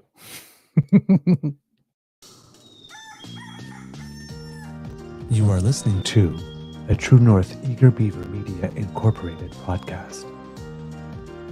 The True North Eager Beaver podcasts are proudly brought to you by our founding sponsors: the Misfit Mysteries from Corvid Moon Publishing, your source for science fiction, fantasy, and cozy mysteries featuring a broad diversity of characters; CanadianTarot.com, their uniquely Canadian online eclectic tarot community; and the Peppermaster, hot pepper sauces made from farm-fresh ingredients to thrill your taste buds and expand your mind. We are grateful to the Crier Media Network for its support, Pete Jarvis for our artwork, and Paul Joseph Something for our opening and closing sequence music.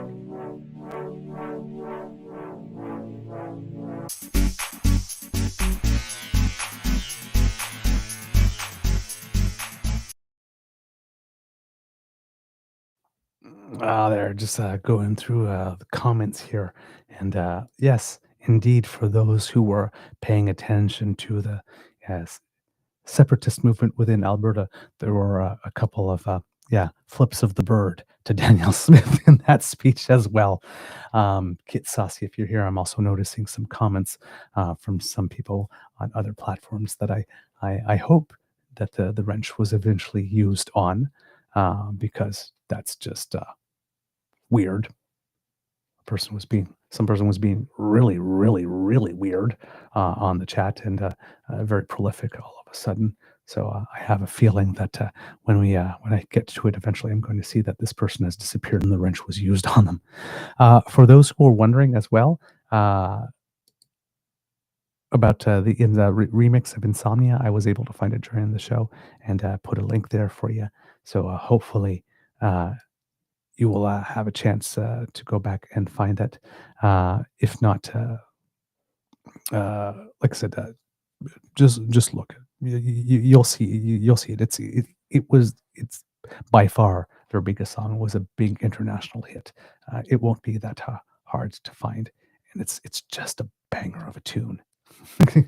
All right, that is all I've got for you, kits and cubs, today. Have a beeferific day. And we'll see you tomorrow, and maybe tomorrow, now that speech from the throne and all that stuff, we'll actually have a regular news day. For a change. Oh, Pierre Polyev might have got a little upset. I think I just stole his line. Bye, everyone. Have a most beaverific day. And I'm gone. Poof.